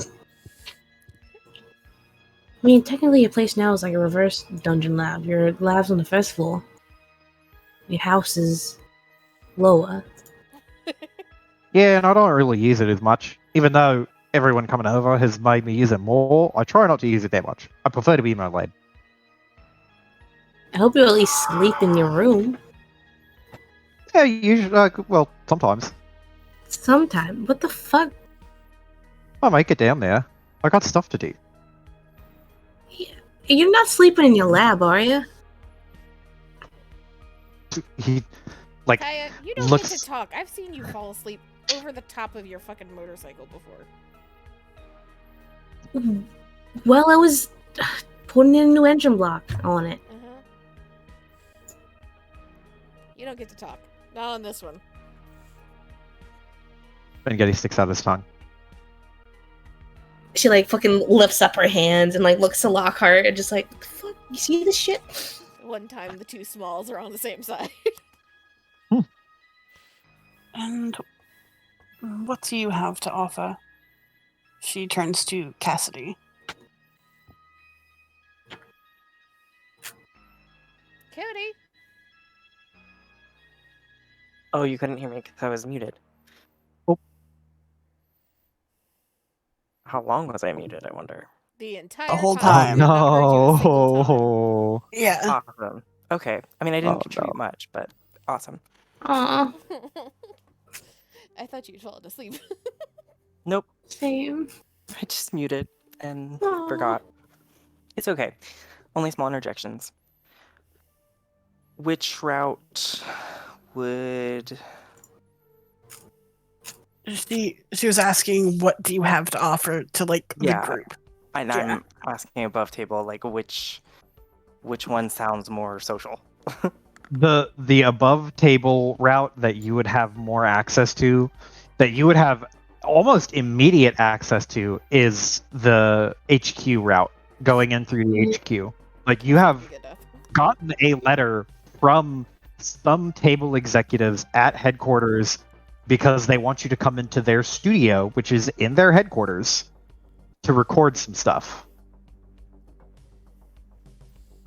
Wait, they want me to go in to record You and stuff? Talme. You are Oh. obviously invited because Talme is the talent, but you are obviously the agent. You are entitled to be there. Okay, gotcha. And then, okay, sorry, now Legacy's question was which one would Cassidy be more... Well, Lockhart was just asking Cassidy what she brings to the table as far as, like, not just which Like- route, but, like, skills and shit. Yeah, like why the Oh. fuck you here? Basically. We got a punchy one, we got Lockhart- an engineer, we got a hacker. What do you do? Lockhart is asking the very like efficient, like what mechanical things can you do? Because I know what I can do. And Well- also on top of that too, she's like, it's kind of implying like, why are you here? Like, do you still want to be here? Kind of thing too. Okay. Well, besides just like press releases, I can talk anyone's ear off if we need to get in the door. I have a great foot.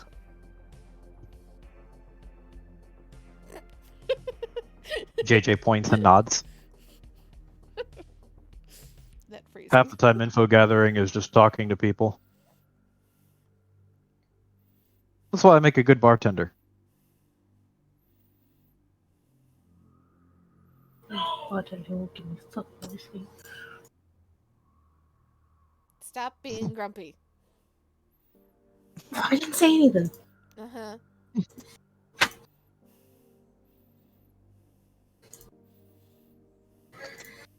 I mean, someone who can talk to people would be very fucking useful, honestly. Alme will speak up to Lockhart and say, look, if you want representation, then you are no better served than by Cassidy. Cassidy could sell a fish air. Stop. A little more concerned about how much the selling part of that is the important bit.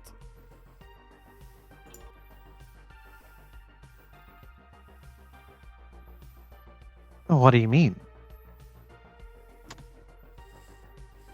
And Legacy will kind of shift so that she is more sitting, like half sitting on the back of the couch than leaning on Marcus.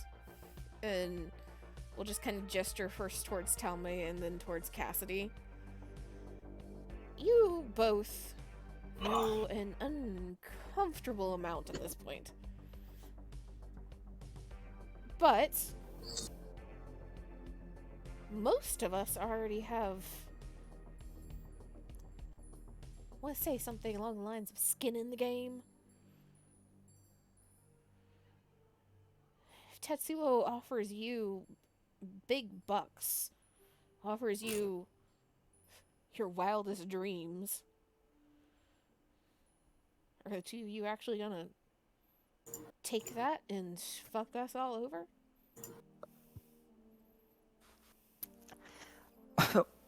So, here's the thing.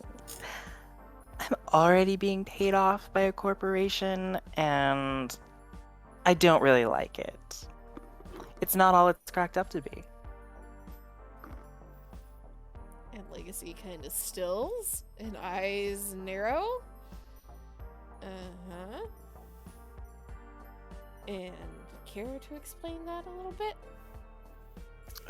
It's a long, complicated story, but in my job, I have a lot of clients, and one of these clients happened to work for Hergatz Liao.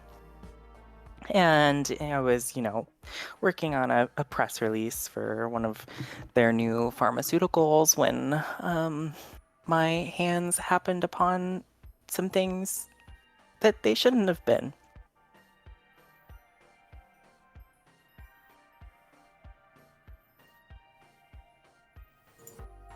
So, above table, how I am understanding this is they're paying her hush money? Yes, Okay. that is the Mhm. exact talent. And Hergatz Liao is the subsidiary to Tetsuo at this point. At this point, yes.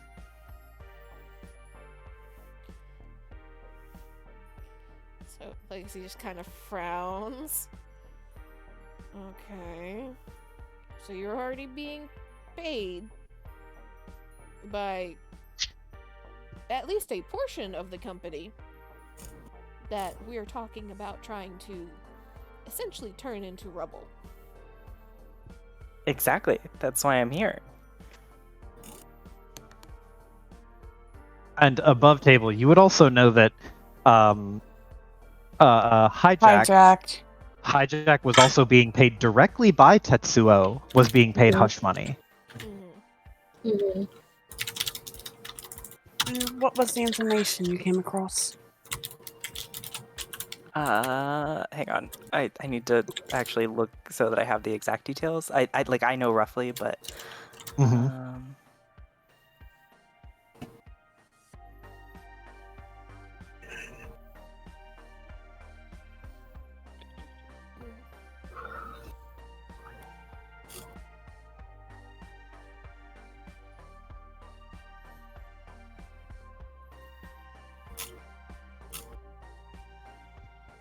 well, you see, the man formerly in charge, Zenton, I think his name was,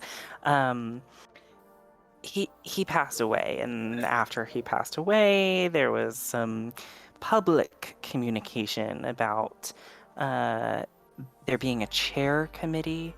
But what the documents that I happened upon, it turns out there wasn't any committee. There was a single person designated as the CEO, but I couldn't find any explicit name of who this person was, but the committee didn't exist. Wonder who that was.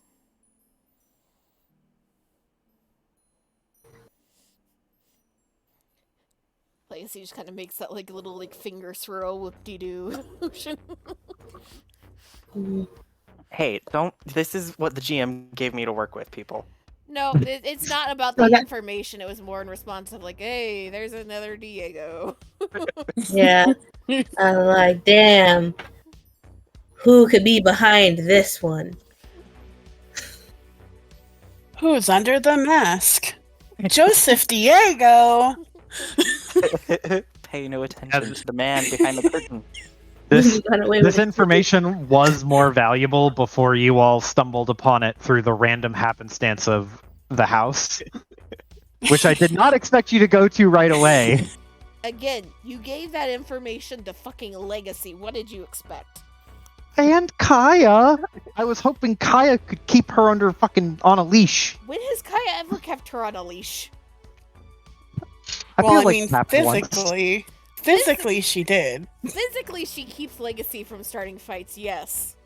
But she doesn't Mhm. keep Legacy from going after things when she wants to know things. She keep Legacy from killing Bingetti sometimes? Absolutely. Not much else. As of right now, Kaya keeps Legacy from killing herself and others. That's about all you can ask. Mm-hmm. So, Legacy just kind of like lets out this slow breath. So, you're wanting out from under the thumb then. Cassidy nods. That would be correct. No matter how much they offer. She kind of like looks around as if there's gonna be someone here. They've already paid me quite enough, honestly. It's honestly helped me get far more clients than I ever could have dreamed. But the constant supervision and the possibility of a threat looming over my head 100% of the time isn't exactly wonderful. That same client that I mentioned, a couple days later, he OD'd, I don't ever recall him having a drug problem. And who was this client of yours? Joe, who was this client? This client of yours is just some no namer. It Okay. would be like a C-list actor.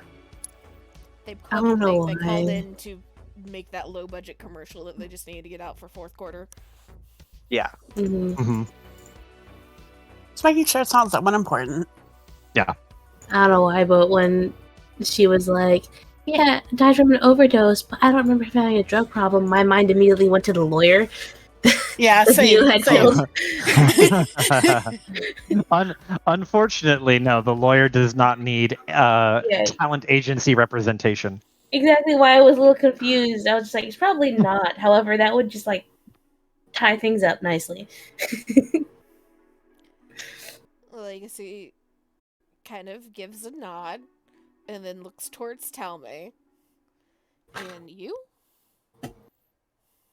Well, honestly, I don't think my reasons are nearly as compelling as that, but I just don't plain like the power of a single corporate entity. I don't know, it just makes my skin crawl. The idea of one guy owning a bunch of shit and just leering that power over people, it's, I don't know, creepy, unsettling, and not to mention just all of the deference people give to these rich tycoons because they just have good publicists. And I don't mean offense to you or, people in your None career, taken. but a good publicist can make damn near anything look good. And I don't know, they just stink to high hell. That whole fiasco with the hotel, like, that just seemed too coincidental and too manufactured, and I can't prove it, but there's so much there that it just seems fishy. We can prove it. What do you mean you can prove it? Most of us are there. And we have a recording of what happened right before. Tommy just blinks. If you had a recording of that, why wouldn't you just go to the press, though?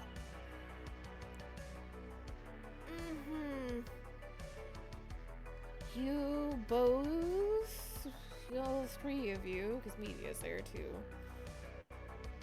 probably need to hear this. So Lacey will wander back over to the bar and fucking pop off her pinky and stick it into the computer. And we'll play the Joseph Diego manifesto. So, just in case you didn't know, Cody, this was a diatribe, the closest thing we have to a villain speech from Joseph Diego, as he waxes about his exploits and his desires to Lindis before killing her on tape. It's not a video I recording. believe I heard this. Gotcha. Okay. It's an audio recording, however, we do have the Heat signatures. heat signature recordings from Neon. Everything but a literal color recording. Damn near everything you could hope for, but a literal statement from the man himself. And it was the unhinged, I'm going to become a cyber god type speech. Yeah, join me. You can have everything you ever wanted. However, you'd lose your gamer girl aesthetic, and that's where he lost her. Yep. True. So hearing that speech, Talme just blinks at it dumbfoundedly and just goes, "And why didn't you go to the press with this?" And Marcus will speak up from across the room and say, You said it yourself. He's got good press. How many internet stories come out a day about a rich person doing some fuck shit that nobody can prove? And Well, obviously, he's seemingly used the Hex Project to do something to Lindis.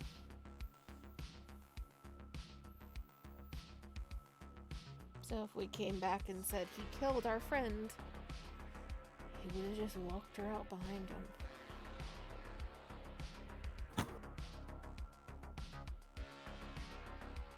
we're obviously not mentioning the fact that anyone who's not aware of all the dreamer shit and the Hex Project, that all just sounds like a fucking fever dream. I mean, I can't tell you how many It is a times lot to I've take been in.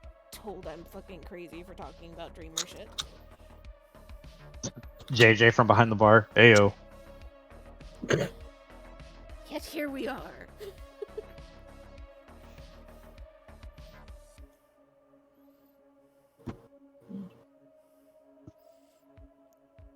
I don't Well, think shit. even the two of you could have spun that to be anything that was usable.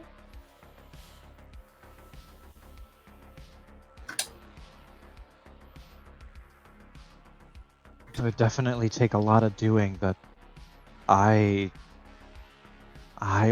wouldn't even know where to start. I mean, you'd think it would speak for itself, but if he has... And she looks at Legacy while she says this. Lindis, then it wouldn't matter what we said. No matter what was on the recording.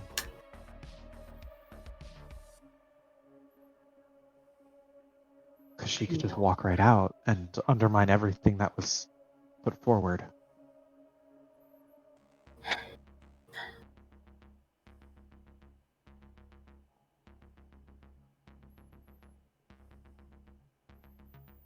Not that he But needed it. this isn't nothing, and we can use this. We just have to position it right.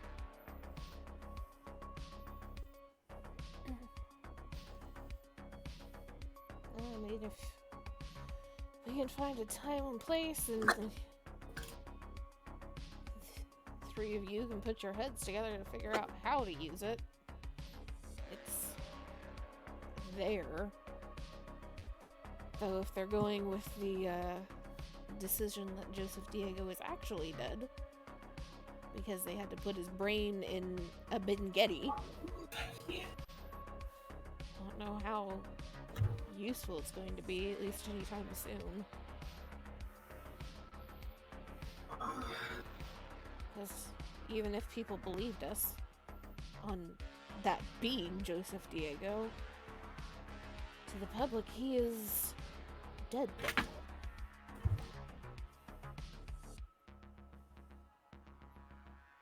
Well, if nothing else, we can at least have an end to the HQ. And, I mean, you have our support. We're all in on this. So, we have the invite from Tetsuo to their headquarters to record.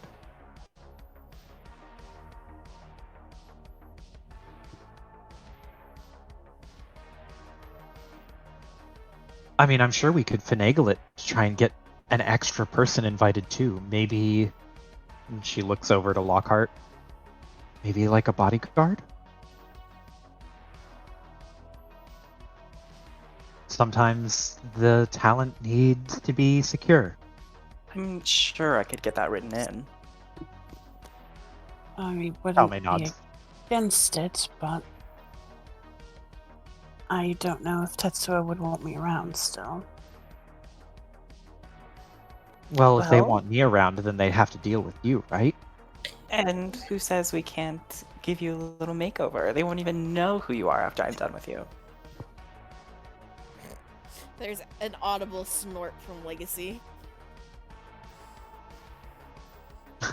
There's Legacy snorts. Marcus looks like a little concerned, like makeup on Lockhart. Mm, this would be you all and Locke going off on your own. I mean, I there's a other option to get in too if we time things right. Looking towards Marcus.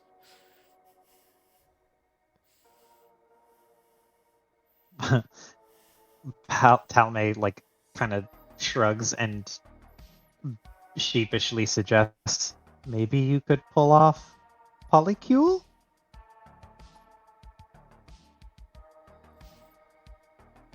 Gesturing to Marcus, Kaya, and Legacy.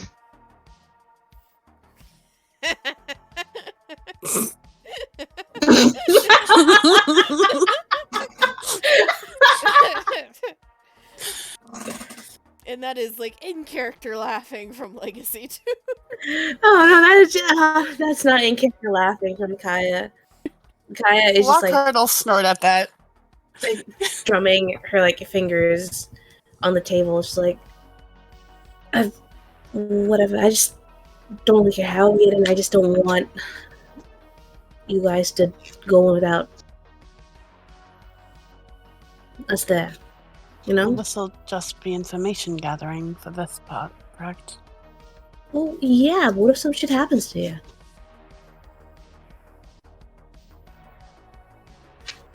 Yeah, there Do you still not is trust me? less that we don't trust you, more that the fact that there is a murder bot that knows what you look like. Weaver and murder bot that knows what both of us look like. Actually, no, I still had my mask on most of that time. Should be able to know what I look like. Right. Besides the point, as strong as you are, I don't think you want to necessarily be going 1v1 with Murderbot. Yeah. Look, Lockhart. Obviously, trust you, right? You know, you're strong. You can probably kick its ass on a good day.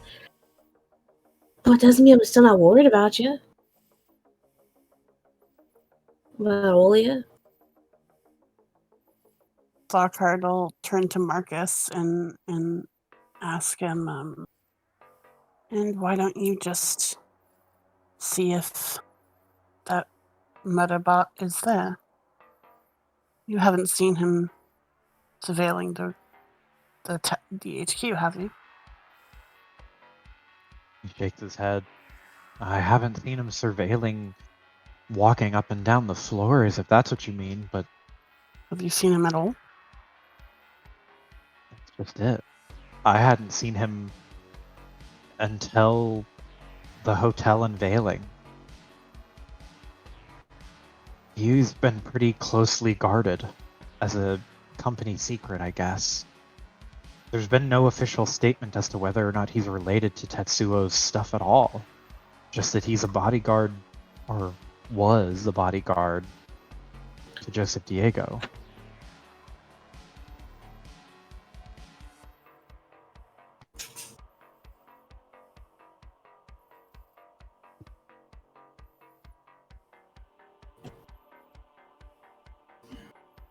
Wait a second.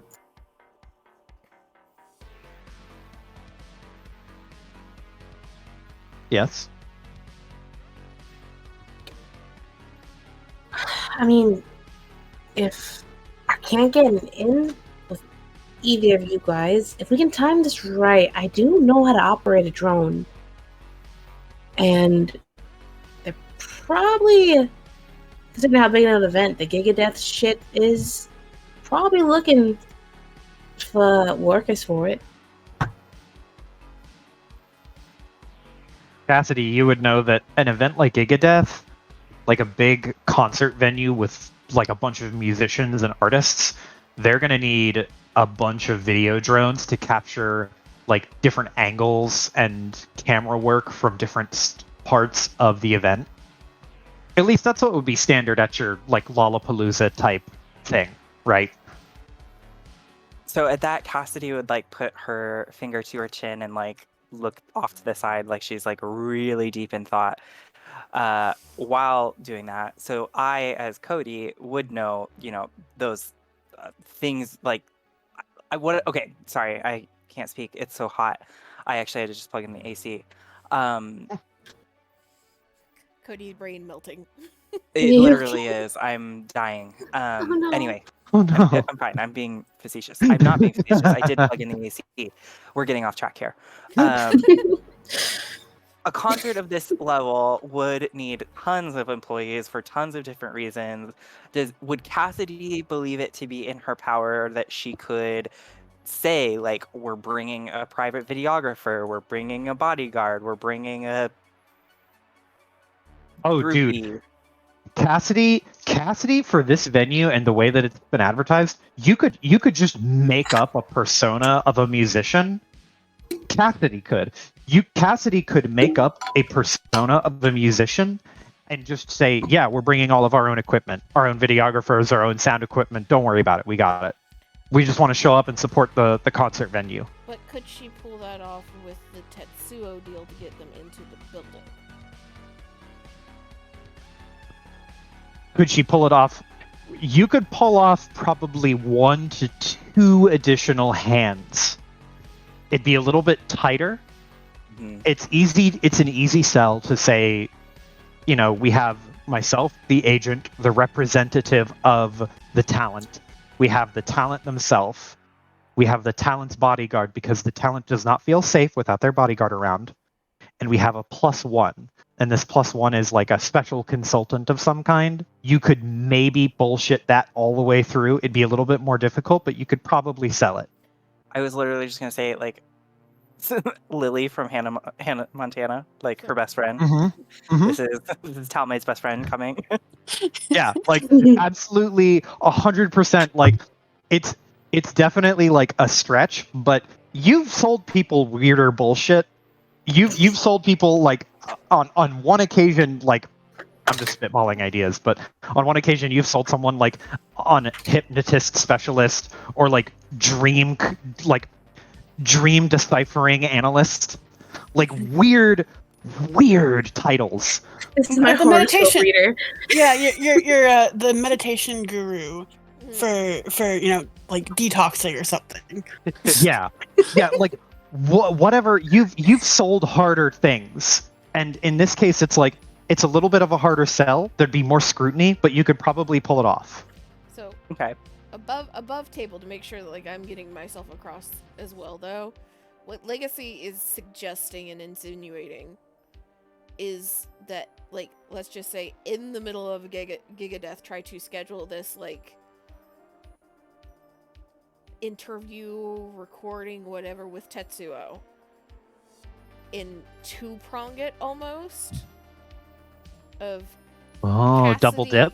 Cassidy, Talmay, and Lockhart in whichever extra she can get, whether that be Kaya or Media.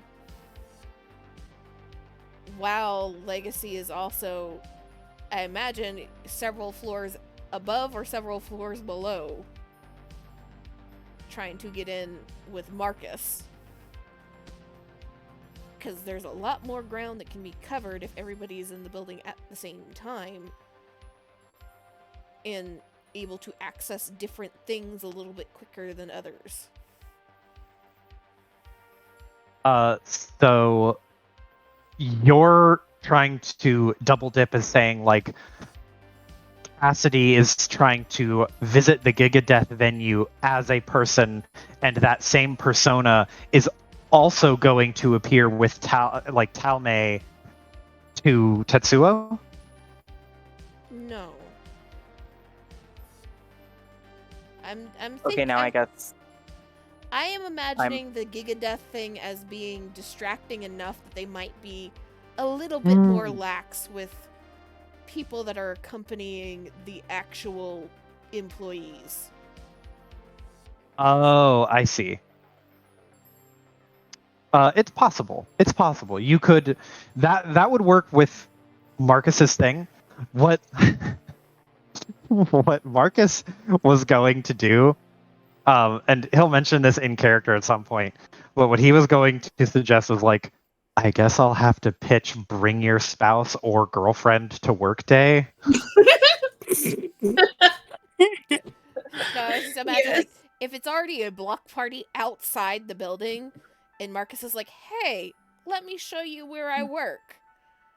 It might be easier for Legacy to get inside with Mhm. him in that Mhm. context if Cassidy can pull off getting Talmay and a group in same day, just saying like Mhm. this is the only time Talmay can come,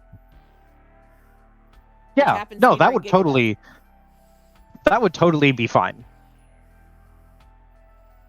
Yeah, I think that Cassidy, if you were trying to coordinate with the Tetsuo executives, who they want to meet, so on a logistics level, there's two parts to this that you are aware of, Cassidy. There's the meetup to talk about expectations and payment and contractual obligations, and then there is the recording. So there's two events that need to take place. If you wanted to make both happen in one day and you said, my client's really busy, we could do it on Gigadeath all in one go, bada boom, ipso facto, we'll meet, you express whatever you need, we'll run right into the recording studio and get it done, you could probably sell that too. If nothing else, you could at least get one of the 2 days that you would need, which is meetup and event coordinate and meetup to record, to happen on Gigadeath. Okay. So I like Legacy's idea of doing it so that they're all in the same building, even if it's for Mhm. different reasons. So what does everyone think about, should we do it all in one day? So, I was under the impression that Cassidy and Talmay were going to be gathering information at Tetsu. I didn't realize that was happening on the Giga Death thing. I thought we were preemptively trying to do this. which is might be why it would be a good idea to split the days up Mhm. Mhm. so that you can get a little bit of information Reconnaissance. and then get out to then Mhm. do everything on Gigadeath, or do the first meeting during Gigadeath and have everybody there so we can get as much information as possible, so we can attempt something that's more akin to like a heist using Talmay as the Trojan horse, kind of. Mhm. I'm good with that.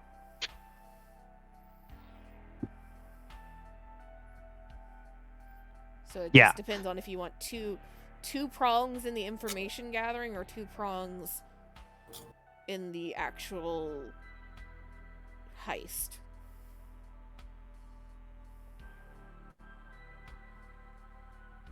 And the difference between the two for you, Cody, and I'll write this down from a logistics standpoint.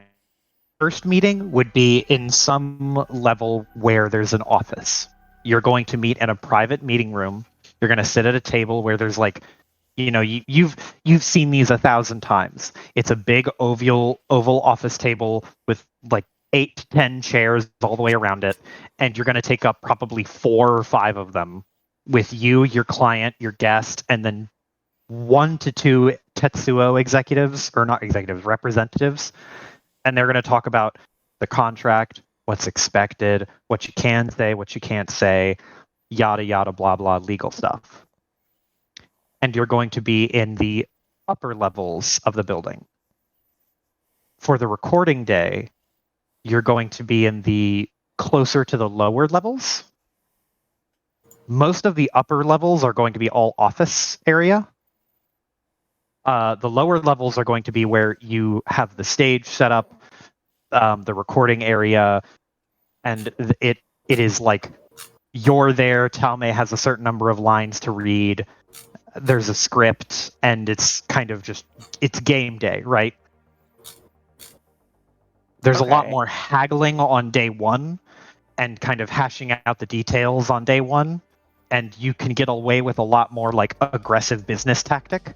Day 2, there's a lot more like negotiating the flavor of things. Mhm. Okay, so then we'll split it up and do the coordinating separate. Mm-hmm. But yeah, Marcus is just kind of prepping himself to try and pitch to his boss a bring your spouse/girlfriend to work day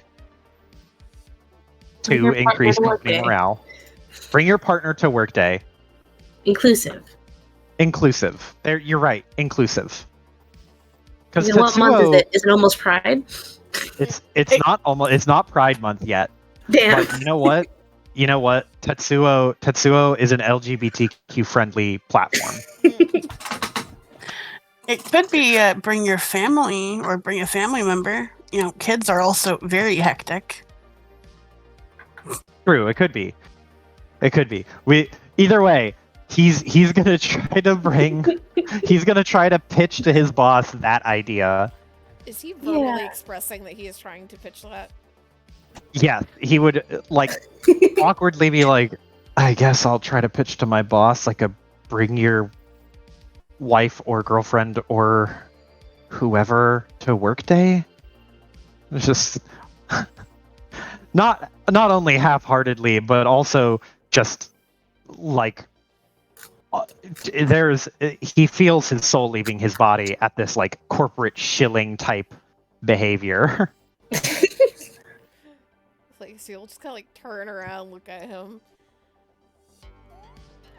I mean, if you think that's going to improve our chances,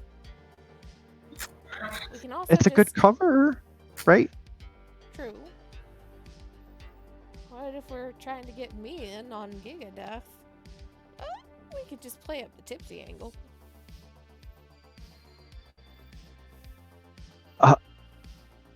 Can you fake being tipsy? Well, I can definitely be crazy, so can't be that hard. Marcus can't help but snort. Same for Kaya.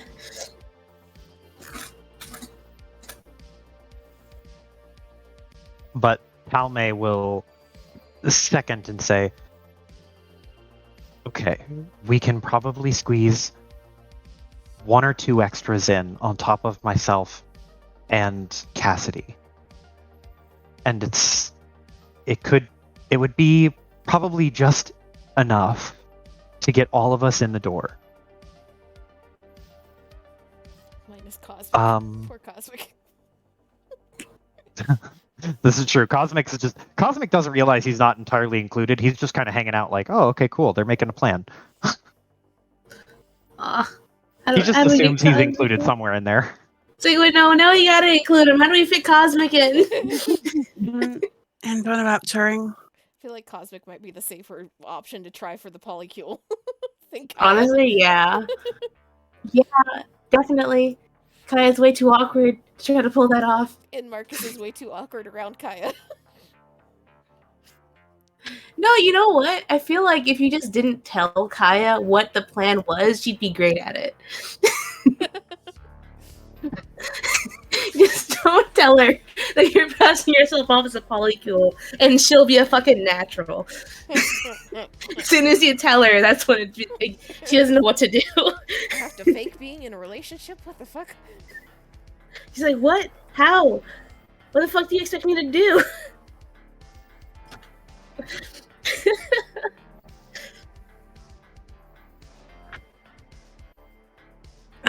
Sorry, Lockhart. I got just trying to fit Cosmic in. For Turing Ward, Cosmic will hold his hand up and say, do we have a bunch of other people who could go to Turing Ward? Or maybe, like, make a huge mess over there so that it draws attention away from HQ? I thought the point was for the defenses at Turing to be close to HQ.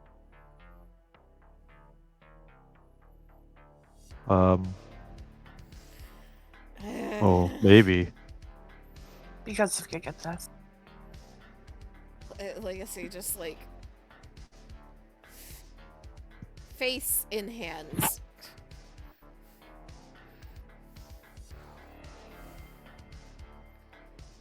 We're not going to be able to do. You are really determined to go deal with Turing first, aren't you? Are you looking at Yes. Cosmic? At Lockhart. There's no point in trying to chop off a monster's head if it's just gonna grow back. That's assuming that we're going to be able to chop off the monster's head right now. We're going for information. Cosmic holds up his hand and says, I could shoot the monster.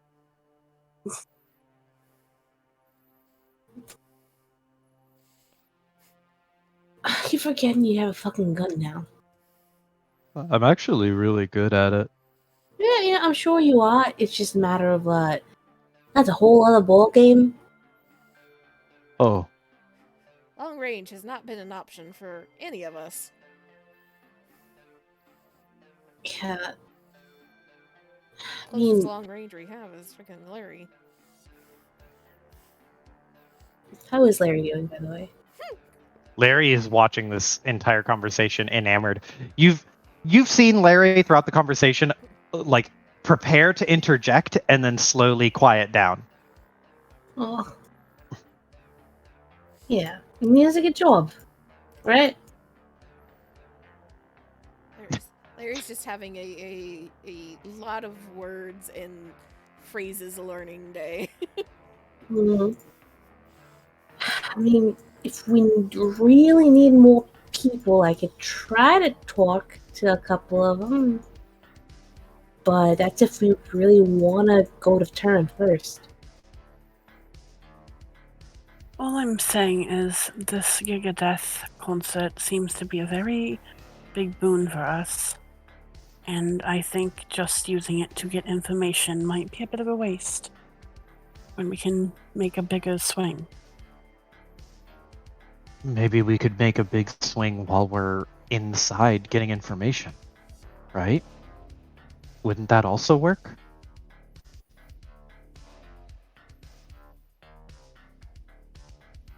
That could. Depends on if there's anything worth swinging at. Well, there's Double Me. You could swing at Double Me, or whatever you fucking call him. Lockhart slams her fist on the counter. Hey, What the fuck is your problem? you okay? I'm fine. No, you're not. For the first time since you've seen him, JJ looks like irritated.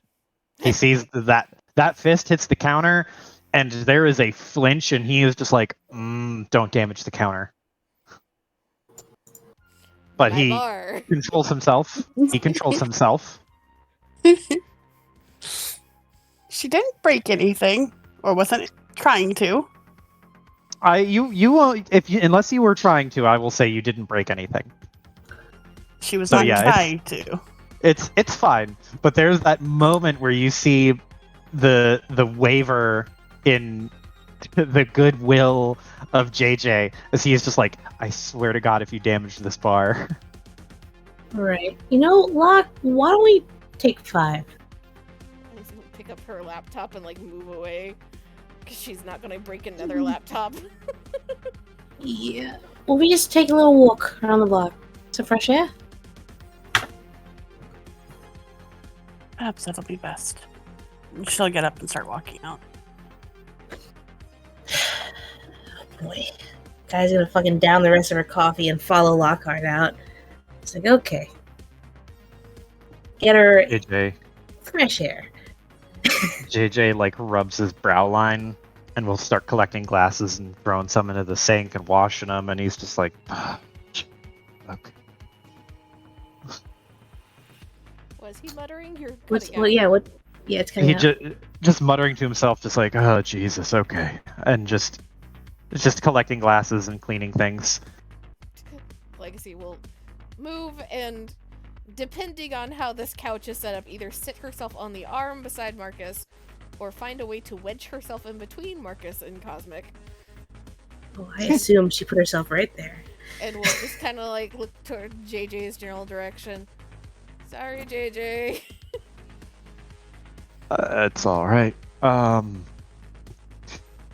wanted to bring this up at some point earlier, but I sort of heard back from Kanako. I didn't really know where to interrupt in the conversation to bring this up, but I did hear back from her. Is she okay? He shrugs. Like, he is, at this point, washing glasses, doing dishes, and he just shrugs in the middle of it. Just goes, search me, she hasn't been back. She seems to be alright. She hasn't said anything to me otherwise. But, I don't know. I'm just hoping she comes back eventually. But she's out there doing some kind of work.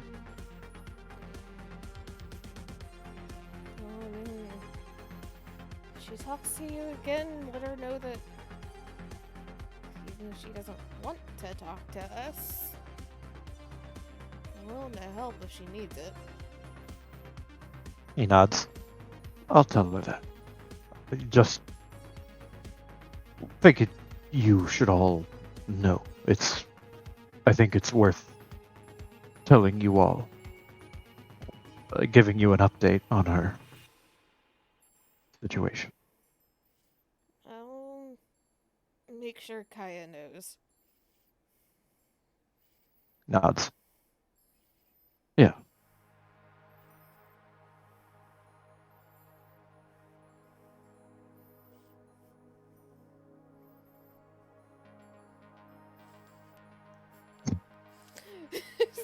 Trying to rearrange the crowd. Gotta rearrange the other polycule. Legacy is a little too comfortable with those two boys. There's enough space for her butt and nothing else. Marcus takes up 2/3 of it. He is a very broad person compared to you two. Leaning slightly against Cosmic, like legs across Marcus's lap, I imagine. Just like, hi, I'm here now. Hey. Pats you on the head.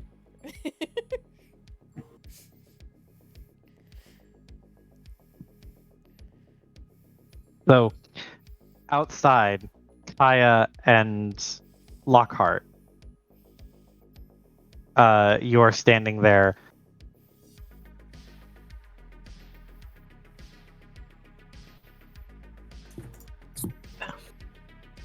Oh, sorry. I It's think you cut out.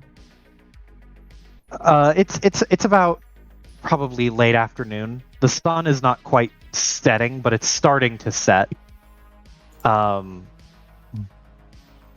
It is evening time, so it's not too hot, and the neon lights are starting to come on a little bit a little prematurely, but you can still see that the city is returning to its familiar glow.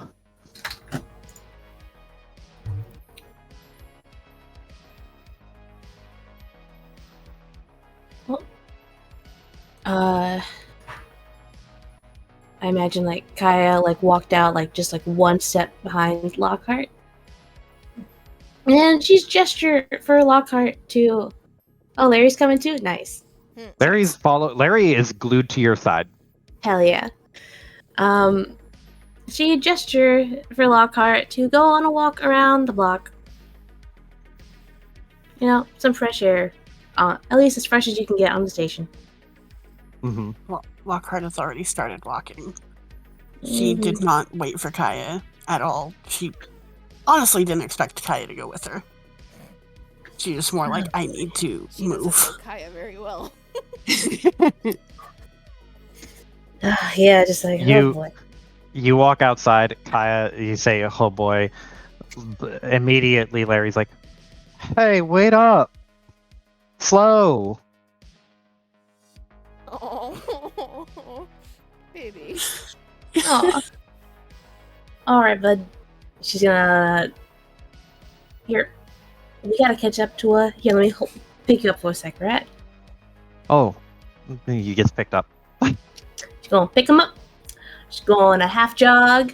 It's like, Lot, hold on. There's no need for you to come with me. What are you talking about? I asked you to go on a walk with me. Of course I'm gonna walk with you. Hold on, but Larry's a little slower. You mind not jogging? Maybe speed walk. He can keep up with that pretty well.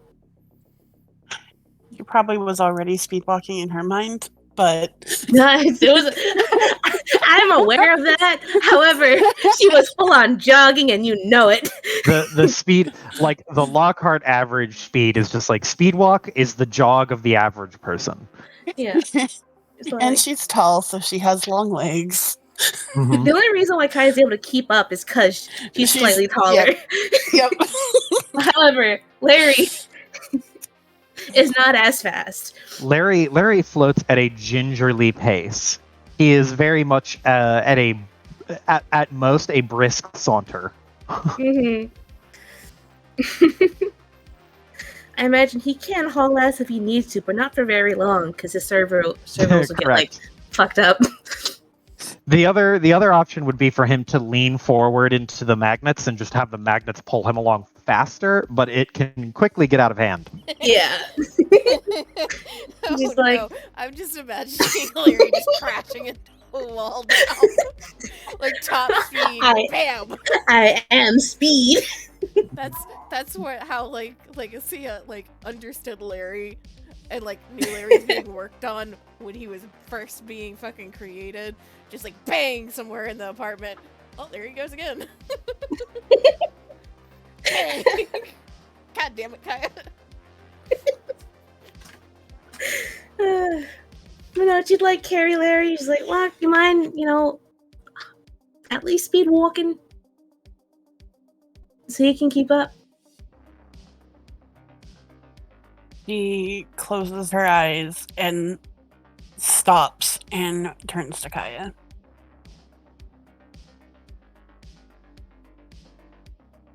What do you want to say? If you want to say something, say it. What? Good thing she didn't go. Mad? Go and put Larry down. Well, I just wanted to get you out of that, and also to ask if you're alright. I'm perfectly peachy. Seems mad. Yeah, I'm calling bullshit on that. I'm pretty sure that was the point of it. Super bullshit. So Like, you're gonna make this so hard.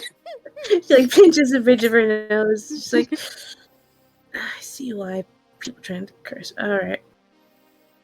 What did you say? Nothing. I didn't hear you. Oh, Kaya was just like, yeah, I see why people try not to curse around there. You know what? Never mind. She is slowly accepting that she is a mother. It's like, look, I just want to check in on you, see if you're alright. Are you alright? No, I'm not. But everyone else seems to be fine. He seems to be fine. Talking about Gaddy? Who else would I be talking about? Well, there's a couple of he's in there.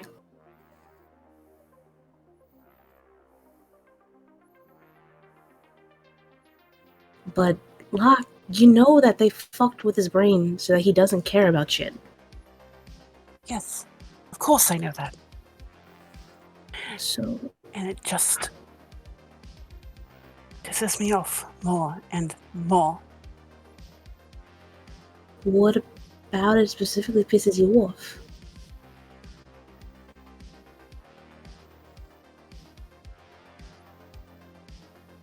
we need to do something about it. But everyone doesn't seem interested in action, in getting something done.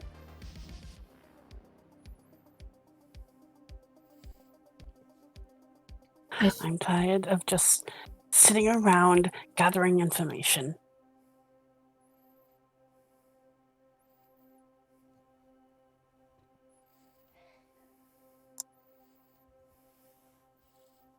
So honestly, it seems like it's not amounting to much.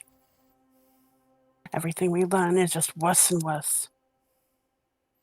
Well, would you rather we all just run in blind and be unprepared for shit? What more do we need to know? We don't know. We're uncovering more and more every time we look into stuff. And we are doing stuff. Lockhart, like Neon, like, she got him. And it's because we kept looking into shit that we realized that's not the end of it. So we are doing stuff. We're not just sitting on our thumbs, you know? But I understand you're frustrated on it, and I'm not saying it's wrong what you're feeling at all. It's understandable, honestly. But we're all just as motivated. We all want to do stuff. You know?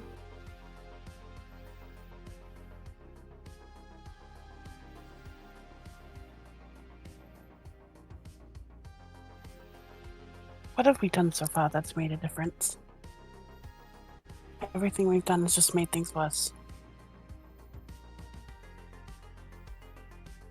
Yes, we have the brain, but doesn't matter. He can just reproduce. Have a new body just like that. Right? And we just learned about that. Because we looked into it first. You know? Like, what if we didn't know about that at all because we didn't look into it? We didn't research for it first. Oh, found out eventually. Eventually, after we had broken in and they would have amped up the security around what was actually important.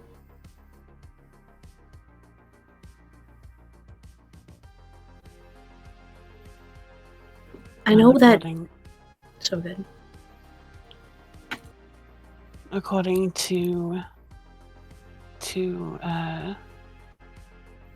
Witness, we would have found out by the end of the week. It's not that hard to put 2 and 2 together.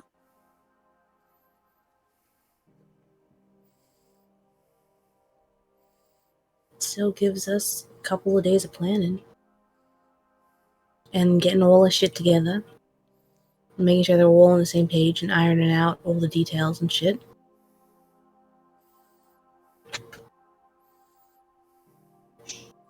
Yes, putting plans together for more information. When we could just be taking out the machine, the person, anything that is keeping this project afloat.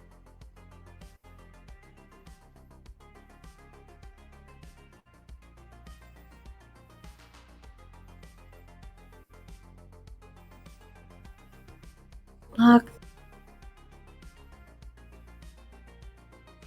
You know, you're right. We should get rid of the machine and put an end to the project, but we can't just dive in when we only know the basis of it. What if they built another one? You know, what if they've got more somewhere else?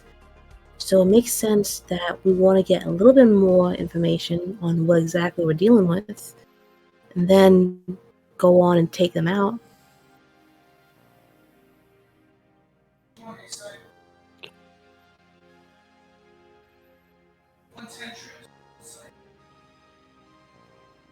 Have you considered on what Johan was working on what that potentially is? An infinite power source? No, the VR thing. The full dive shit? Mm-hmm. How do we know he's not subconsciously tapping into whatever it is he worked on in his previous life.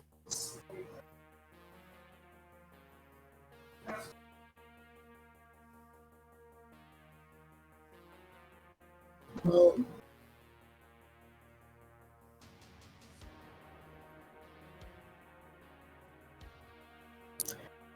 obviously can't know for sure. Only he would know. Or he wouldn't know. He wouldn't know. Because of fucking Joseph Diego.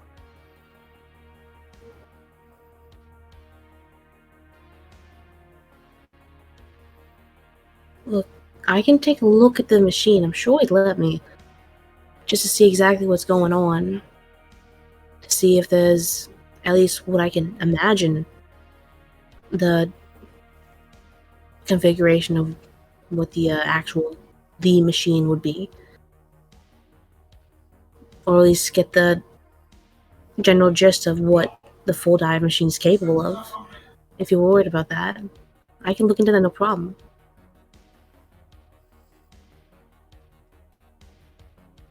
Are you What? going to know what you're looking at? Well, no. I obviously don't know what the actual machine looks like, but looking at the one he's got, at his place, I can get a general gist of what it's capable of. Look, you're good at, she makes a motion of a punch to the air. That's your wheelhouse. You're a master at that. Machines, that's what I'm good at. All right. So I'll take a look at that and see exactly what's going on in there. If that'll help you at all.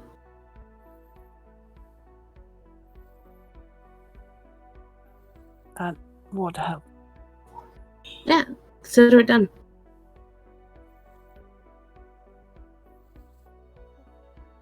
But what else is bothering you? Well, one of the things. A lot of shit bothering everyone right now, but I'm more concerned about what's bothering you right now.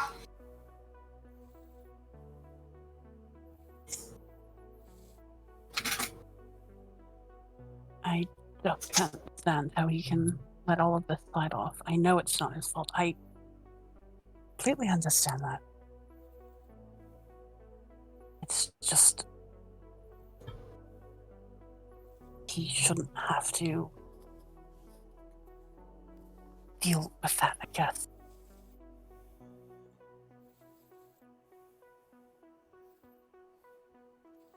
And she nods.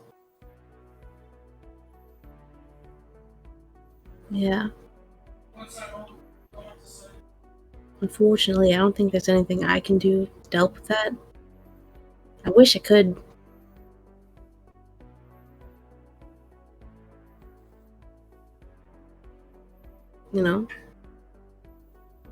I wish there was a tool in my belt that I could use to just fix all of this for you, but I think this is just something that we've got to deal with for a while.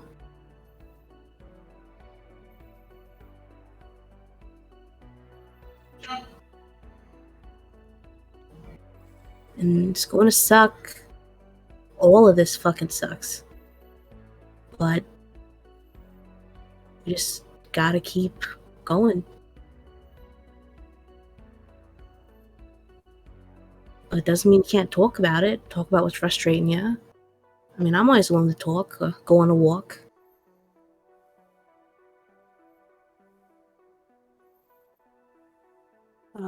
Lockhart will put her back against the wall kind of thing and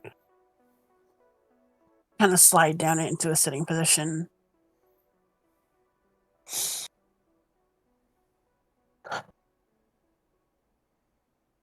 Do you think there's a way to fix him? Do you think he should be? Kaya's gonna scratch the back of her neck as she sees this, and she's like, okay, it's sit down time. Plops down. She's gonna plop down next to Lockhart. She's like, well, it depends on what your definition of fix means, Well, guess undo what modifications they made. If it's possible, I have no fucking clue. I'm gonna be honest with you. On whether or not we should, I don't know. I mean, you saw all the reports. They did that for a reason, so that those who know that they're a clone don't go into a mental breakdown. And also, I mean, it'd have to be his choice, you know? Like, yeah, he's a little more apathetic and doesn't seem to care about things that are important and all, but, you know, he's still a person. He's still got opinions. You hear him all the fucking time. It'd have to be his choice on even if we could or not.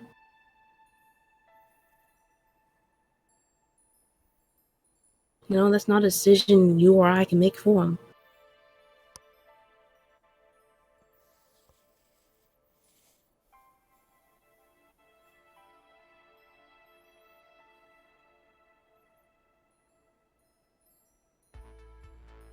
You're right.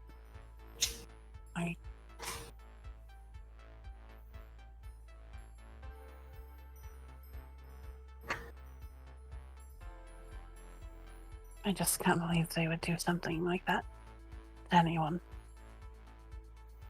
Just control alt delete what they don't like.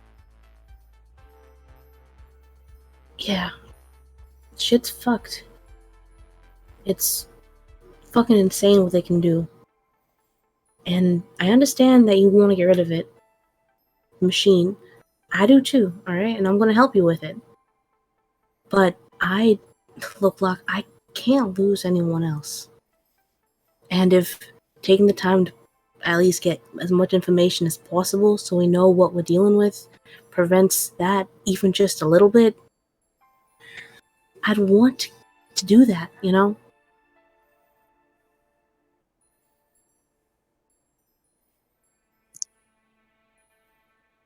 I meant what I said. I do feel like it might be a bit of a waste, though, if we don't swing higher. This seems like a big opportunity that won't come again. Alright? Look, I'll put my anxieties and worries to the side a little bit, alright? What would you want to do with the Gigadeath event? It's such a weird fucking name anyway. Like, what would your dream plan be? What would you want to get done? Well, I'd prefer to hit Turing before we go after the HQ. Be that during Giga Death or before, I don't necessarily know.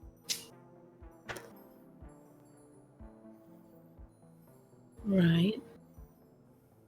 Well, the thing is that once we hit one of the locations, the other one is going to clam up. I do agree with that.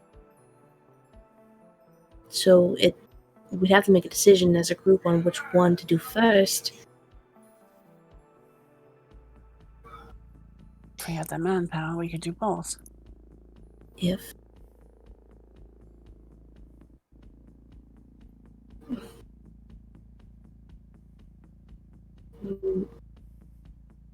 that's also asking more people to risk their lives, you know? Turin's a lot more dangerous.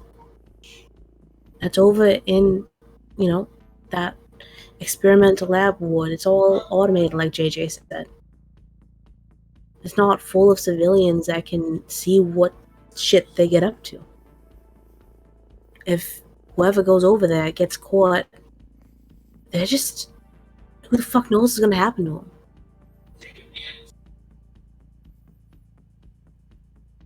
So, You're right.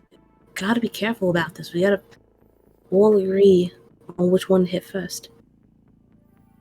I know You're you right. want to get rid of it, but it's a group effort, you know?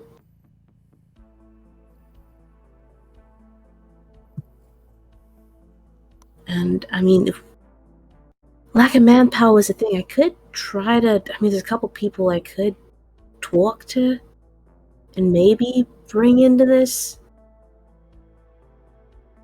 But again, that's bringing them into this mess. Larry pats on your head. Like me? Unfortunately, you and I are in this mess from the beginning. Oh. Sorry, bud. I forgive. Thanks. Pat. Nah, all three of us are in this mess from the fucking beginning, huh? That's very true.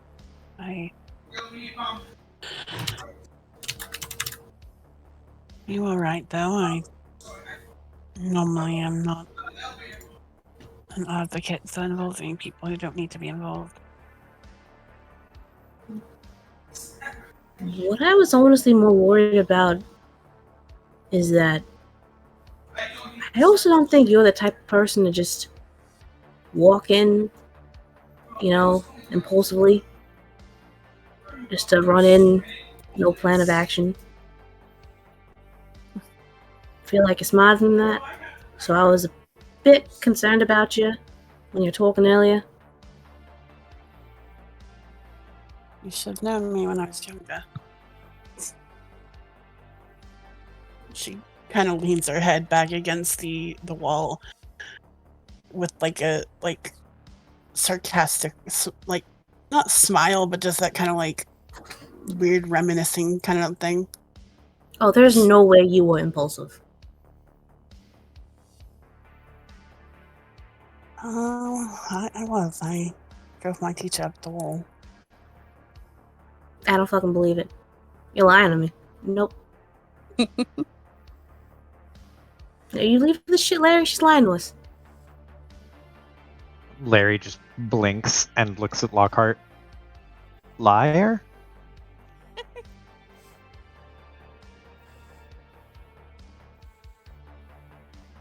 You're afraid to believe what you want. This is just quite a bit. All of this keeps coming and not stopping at all. Yeah. That fucking hotel hell bullshit was... felt like forever in one day.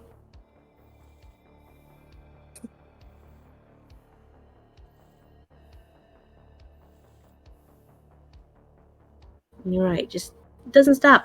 There's one thing after another. Goes down a deeper rabbit hole full of clones and time bullshit and more dreamers. One of them was kind of nice. It's kind of weird.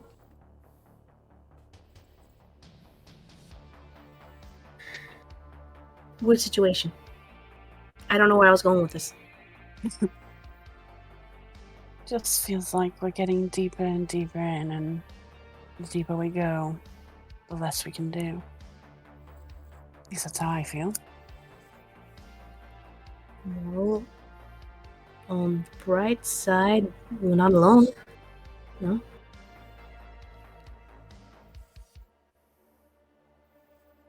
Got a whole group. Is that a gift or a curse?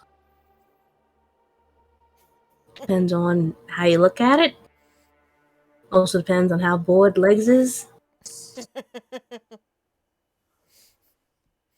But even if there's not a group, you got, a smaller group in the group, In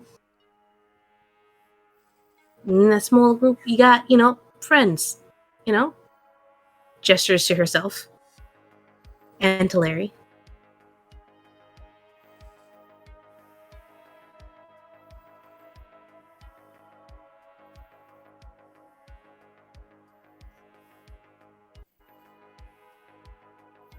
I guess you're pretty agreeable to be around. Pretty grip. What? Is that I'm assuming that's a good thing, right? Yes. Yes, it is. Okay, so I know what agreeable means, right? But the way you said it made it seem like it was a kind of bad thing, so I'm a little confused. I'm not used to having so many people. Oh. Well, I... Sorry, all I can really think to say is get used to it.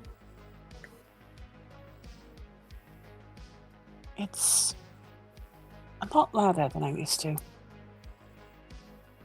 Yeah, the trick is to get noise-canceling headphones. I'll keep that in mind. Now, I can give you my old pair if you want. I recently upgraded. Oh. I wouldn't mind trying that out. So, next time I see you, I'll bring it. But, besides that, you gotta get used to, working with people, being around them. Because, considering all the shit we're all in, you're kind of stuck with us. Whether you like it or not, I'm not fucking sorry.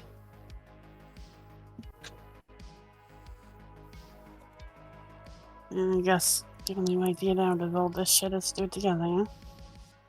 Exactly. Who exactly is gonna carry your ass to Veloscus when you get stabbed again? I believe I was shot last time. You get stabbed with the thing that stabbed you. It's not like it was a bullet, it was a giant fucking rail spike, alright? I count that as a stabbing.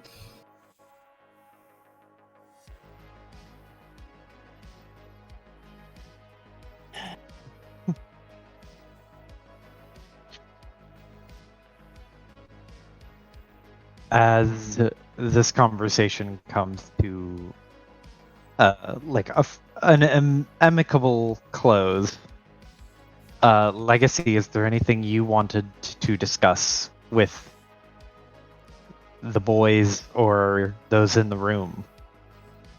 My first idea immediately go to bungee jumping. What the fuck is with you and bungee jumping today?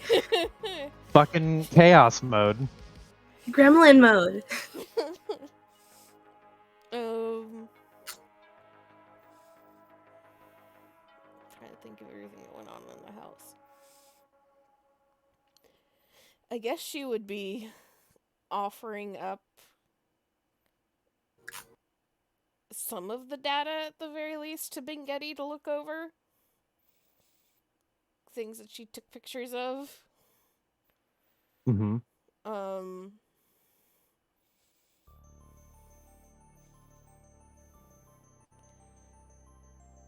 I guess she kind of curious about JJ and kind of quizzing him on getting to know what he can do better because they only vaguely know through Neon.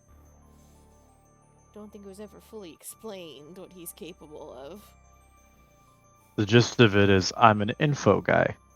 If you want to know something, or you have an inkling as something interesting going on and know maybe who or where it's going on, I'll figure it out. That's generally what I do. That, and I make things happen. If you need an event to happen, I'll coordinate it. With some warning. The less warning, the more messy it's going to be. Can I But I'm a ask how logistic you guy. did the big boom? Or is that a trade Well, secret?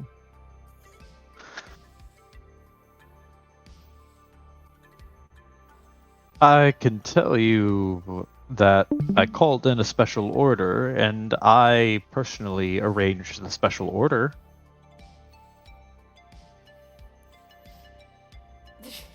There's a blink and then a snort.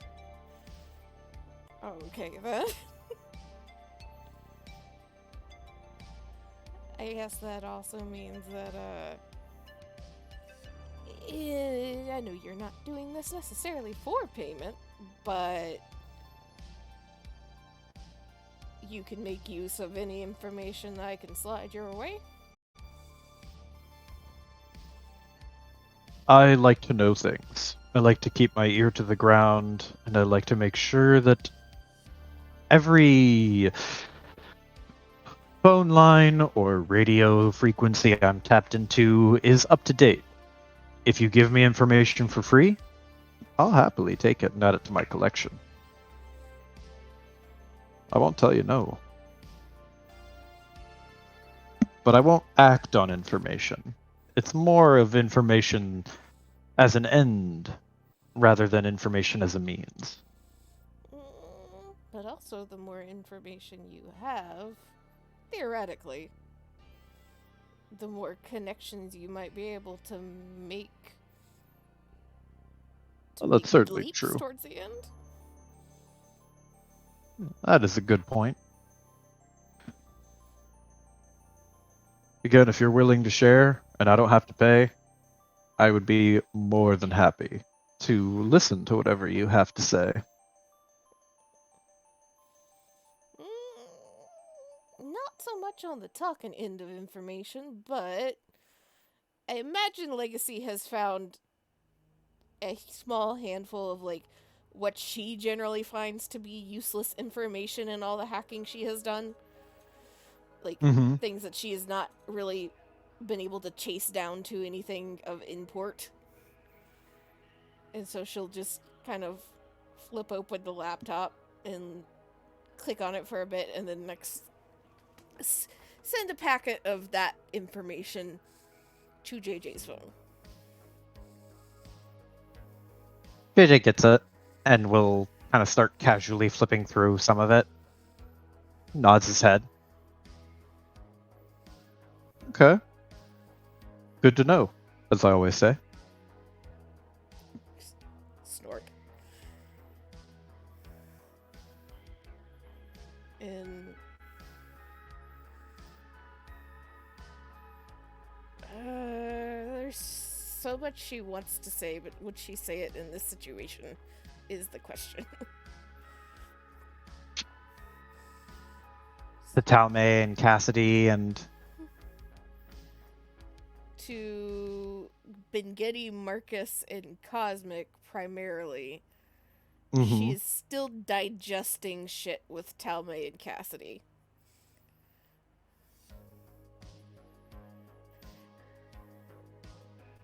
I'm trying to think with Cassidy, she has questions there too.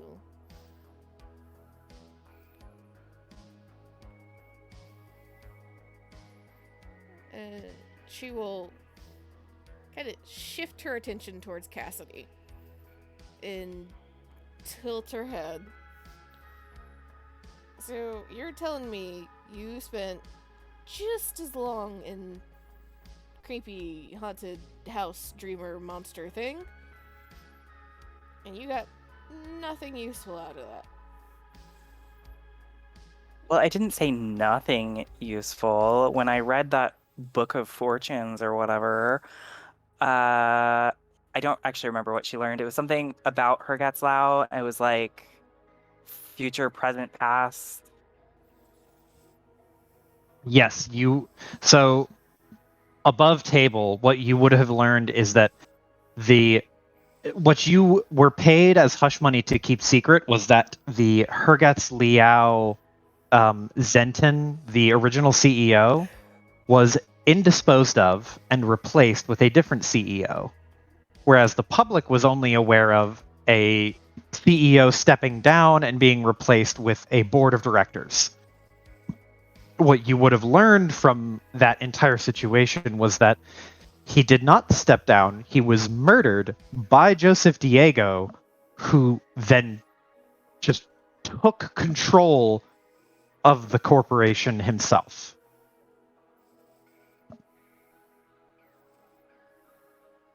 So it would have taken what you've already been kind of hush money paid to keep secret and expanded upon it.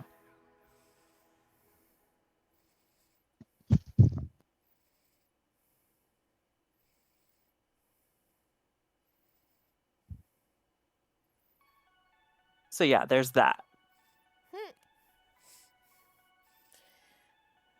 And Legacy just kind of head thunk back against the couch. You know, I already thought the man was a supervillain from the time I was a child. But it's very tiring to find out that I am correct, and just how correct I've been.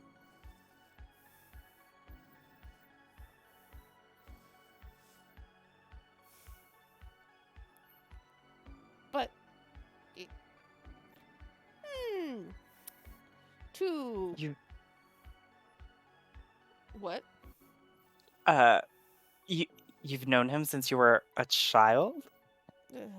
Not known him, but she just kind of like gestures vaguely to herself. Not a I see. not a chroma head by choice, let's just say.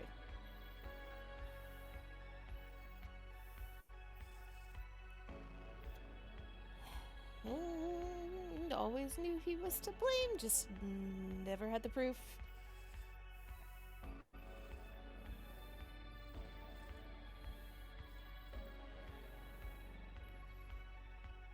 But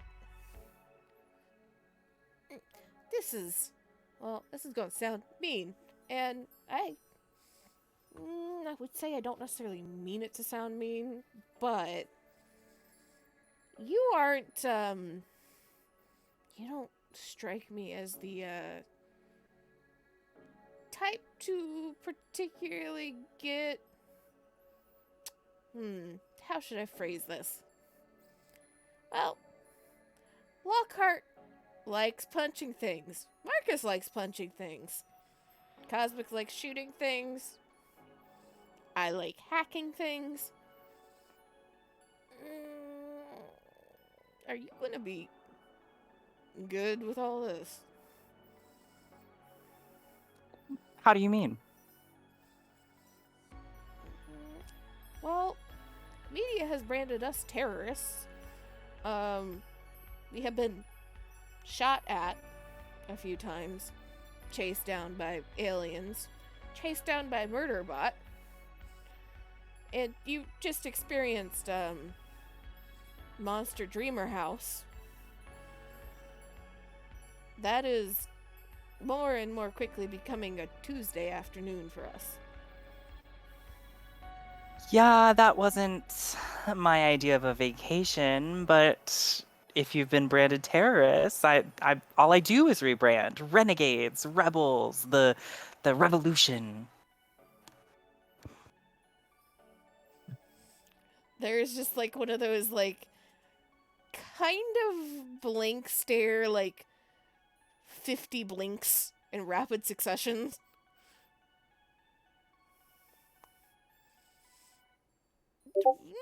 Well, rebranding might be useful, yes, but I think I'm more getting at the fact that hang around us long enough and you will be shot at or stabbed or flamethrower or explosion or something along those lines. I think I'd rather that than to wind up overdosed. Fair enough. Are you, considering that, are you and you, and she points towards Talme, relatively sure that wherever you guys are at is safe? What do you mean, wherever we're at? Well, I mean, maybe not you at the moment, but you potentially in the future if you hang around us long enough. Let's just say it pays to have very, very good security on many fronts.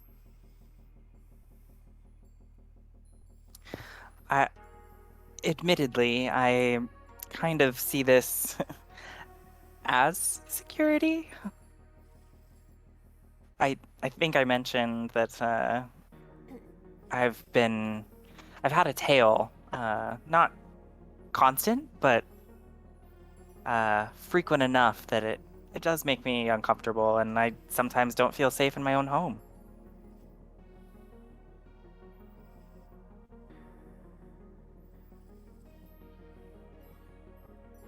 And well, I guess she just takes a breath and nods.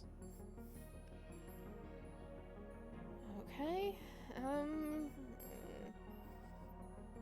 I mean, guess if nothing else, if either of you feel like you are in not safe to go home, maybe not if you have a tail currently, because if you point the people that I don't want anywhere near my apartment, uh, they are not going to be your problem anymore. It's probably going to be me, but if you don't think you can go home, we do have a couch and technically an extra bed, I guess. I really appreciate that. Talmay puts a finger to her chin and just goes, "You know, I've always wanted to have a sleepover. Or be at a sleepover." You've never been to a sleepover? She just shrugs. "No, unfortunately, it was just not something my family agreed with when I was younger, and, well, I grew up, and it was not something I could do once I sort of grew up."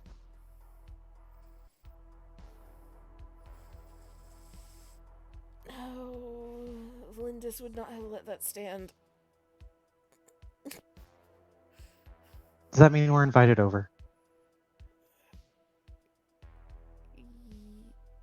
I want to say yes, but also if Kaya doesn't agree, I feel like I might get shanked. Eyes open up a little bit wider, like, shanked? Well, no, not really, really shanked. More like wrench thrown at me. But that is Oh. that is par for the course.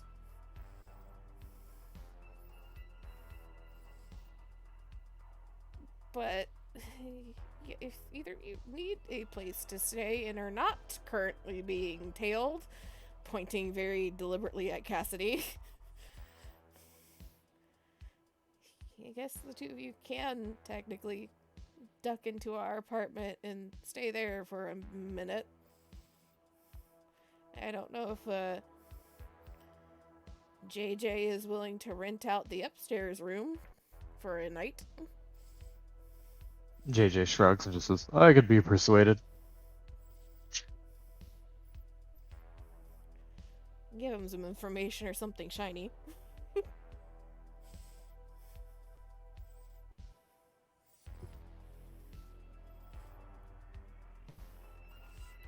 She is not going to offer Bengetti's place. Because that is on Bengetti, and I think he might actually jump at her. With Kaya out of the room, maybe.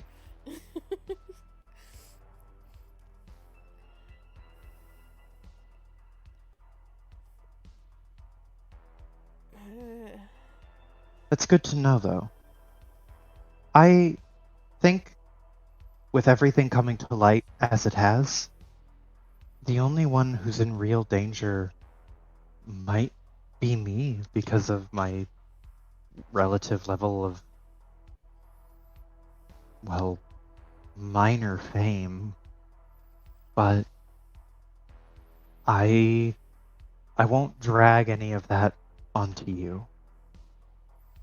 Any of that conspicuousness.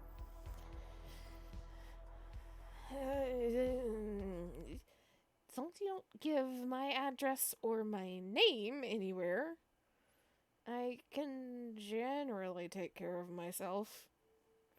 She crosses her heart. What was your name again? And she'll wink. Legacy at first is slightly offended, like mouth open to immediately respond, and then sees the wink and like slowly closes her mouth. Small smile. Well, I can.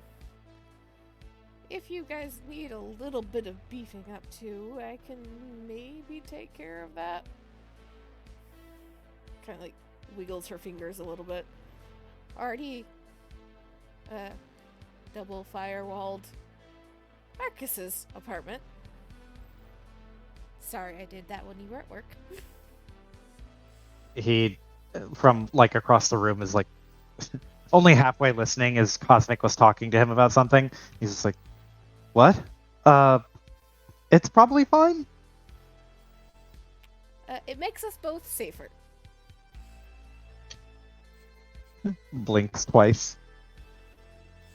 Yeah, thank you. Nods. Cassidy will pull 2 cell phones out of her purse and be like, "These 2 are my private ones. Could you maybe, I don't know, install something?" She will take them and look them over. Is there something I can do, Joe? There is. I will say that if you want to roll me 2 stealth checks using your hacking bonus, you can. Clever checks? Clever checks. It is a stealth hacking check using your clever and your hacking. And I'd be using my hacking suite for this. Mm-hmm. Wasn't it the ghosting or whatever thing? Ghosting, thank you. Oh my god, I thought I was like, stealthing is not the right word. Let me look at this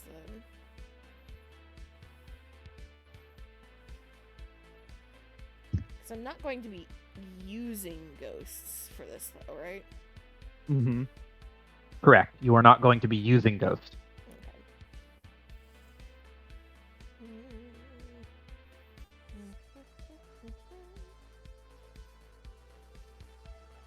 In a weird roundabout way, this is going to be like applying ghost to these devices. I will use a prep to go ahead and boost both of these.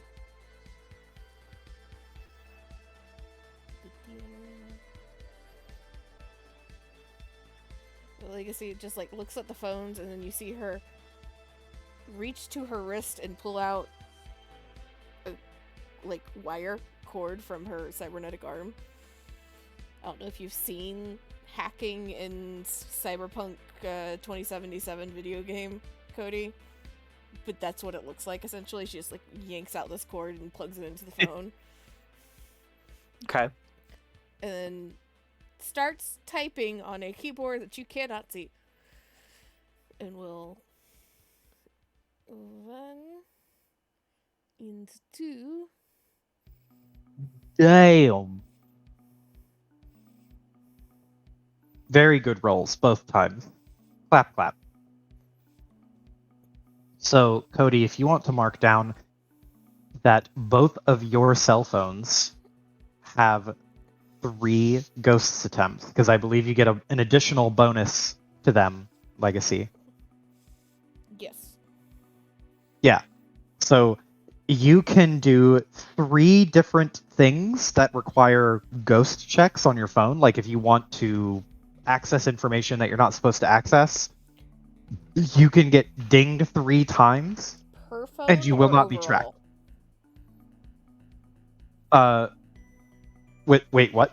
Per phone or overall? Specifically her phone, because you would be No, I said applying this to her Per phone. PER, because she gave me Oh, 2.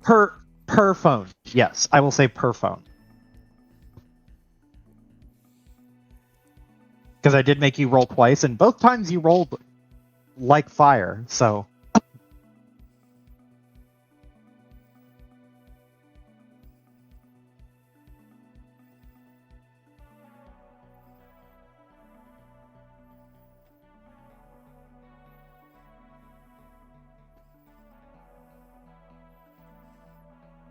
So Legacy will so you plug into one phone and like work on it for a second.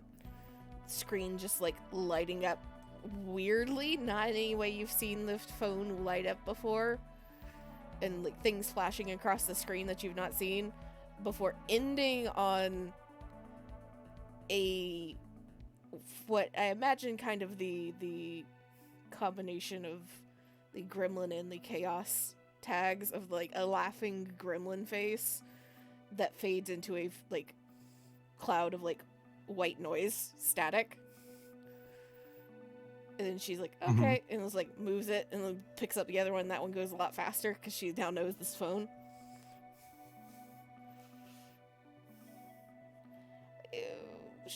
Not perfect, but you should be able to get some traction with these if you need to do anything that you don't want people to know about. Oh, goody. Thank you. Lacey just nods. Sometimes my skills come in useful.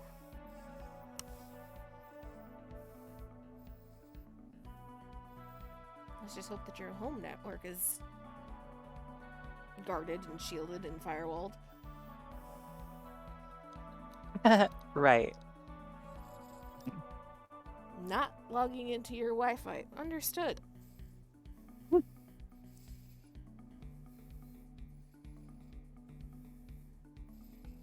Okay. And with that, there's one last thing that happens before I end the session. Unless there's any last things that you all want to do before we come to a close here. Do we want to bring Kaya and Lockhart back into the group? Mm-hmm. Yeah, they can, or Lockhart will come back in after a little bit. Yeah. Well, Kyle would probably just be like, before they walk in, just like, hey, you good? Yeah, I'm doing better. Cool. Ever want to take a break, talk, or just, get out of there? Don't hesitate, take a minute. But let's go before, I don't want to know what they could have gotten up to without us there. Let's go. make Yeah, sure you hopefully take our it- chihuahuas aren't in that fight.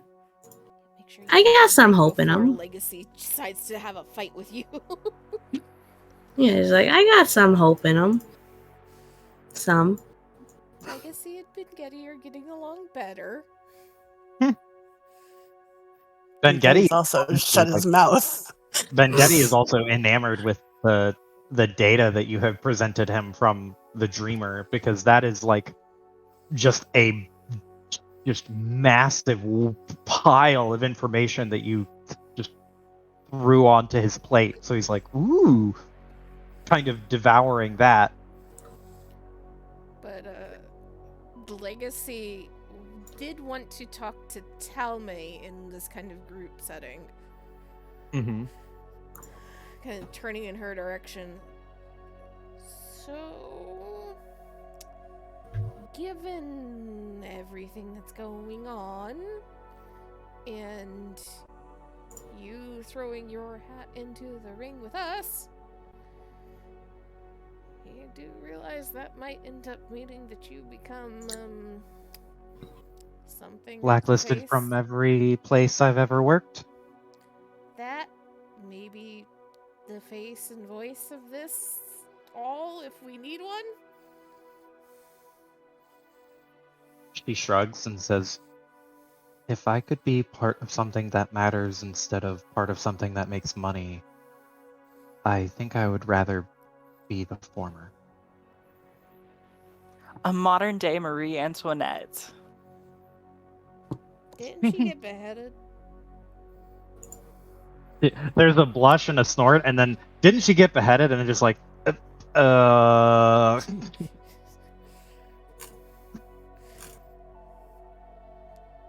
Not that we're going to let that happen to you. Generally I have found that if push comes to shove and there's any questions, turning and running the opposite direction is still the best option. You know, it is weirdly comforting to know that sometimes heroes do run away. Run very fast. Very fast. Run very fast. Start going on those morning jogs to keep up. Oh boy, I hate cardio. Marcus knows all about that. Marcus from the couch goes, same. I hate cardio. That's why I'm not going to ask either of you to join me on my morning runs.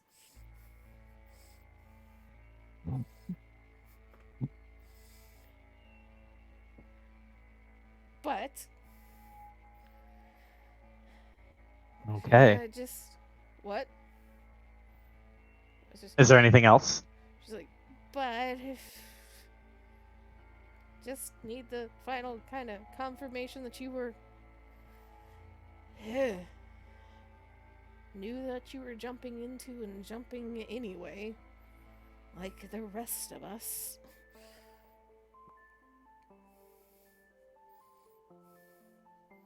She just... There's just a pause and a slow nod as she kind of looks to the ground. Yeah, I think so.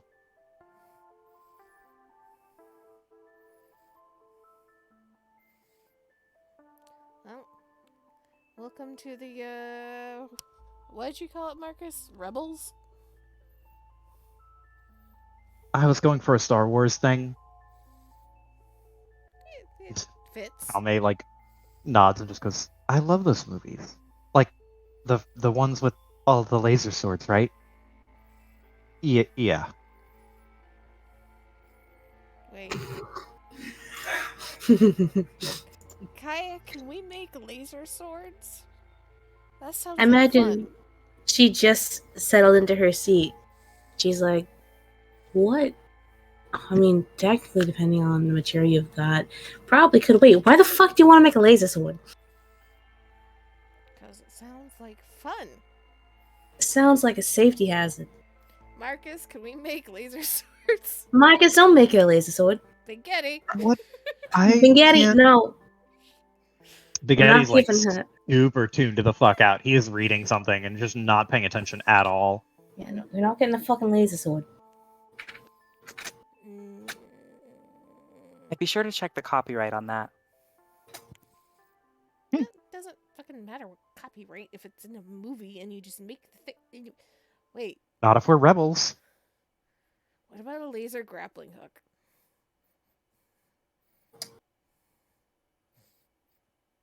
Hold on, how would wouldn't you that even just work? I think want if a I... regular grappling hook?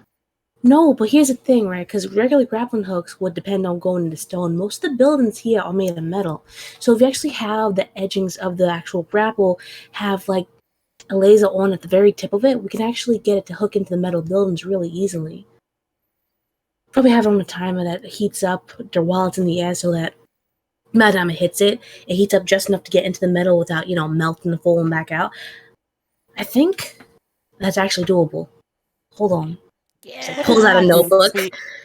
Wouldn't magnets be better and a bit easier to work with? But lasers. It's true, actually. If I get an electromagnet, that actually probably work better. Yeah, But having the a thing- higher likelihood to injure yourself with lasers. True. Magnets could also work. But, now I'm thinking... Here's the thing. I already know how magnets work, right? I had a time electromagnet so that they can move from one thing to another. She, gestures to Larry. What I haven't done before, though, is perfectly timing a laser. so that it heats up to a certain degree in a certain amount of time, but it also cools down relatively quickly as well. Honestly, I'm just more curious about the theory behind it. Just because I think if I have that and have this, and I could probably pull that off. At least in theory. So, if there's nothing else, No, we're gonna keep going, Joe. The more you try to stop us, the more we're okay. gonna go. So there is a connection to the internet in here, and there is a TV connected to the internet. JJ will pour a couple drinks for everyone, including Lockhart, and he will slide a drink to Lockhart or a shot. Let's go. And in the middle of like this conversation about laser sword logistics and grappling hooks, there is a moment where the television flips to a not emergency broadcast network, but like a Breaking news. breaking news sort of like breaking news program, so to speak. It's not a official network or like government sanctioned thing, but this is an official or a not official channel, but like a news station that is incredibly popular on the station. And as this station breaks, it opens with a headline that says "Corporation breaks silence amidst terrorist attacks." Tetsuo finally opens up, and on the screen before you is a face that you are not unfamiliar with, as the big Tetsuo red logo is plastered in the bottom right corner on this news station, and you see before you a mess of blonde hair that is kind of short and pasty, scrawny looking person. But they are there's two distinct features that stand out. One is their left arm is mechanical, and you can see that they are gripping a podium and dressed in an appropriately fitted gray suit with a dark, possibly red, possibly dark gray tie. It's hard to tell. But this person stands there, and the other key feature that really sticks out is the eyes, as the eyes are a very obvious tint of red. And on television, in front of everyone in this cafe, you can see what appears to be a more formally dressed business form of a person who looks identical in nearly every way to Ben Getty, who's sitting on the couch before you, not looking up, hasn't looked at TV, still looking at his phone, reading documents that you had given him. And on TV, you see this form, and they speak and say the words, "Good evening. My name is Jonathan, and I'm here to tell you that Tetsuo is under attack." And this is what they look like.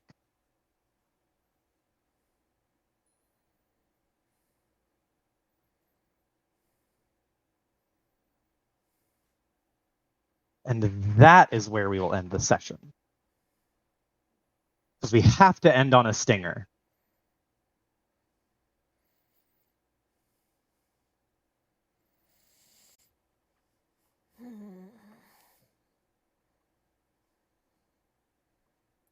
Dun dun dun dun.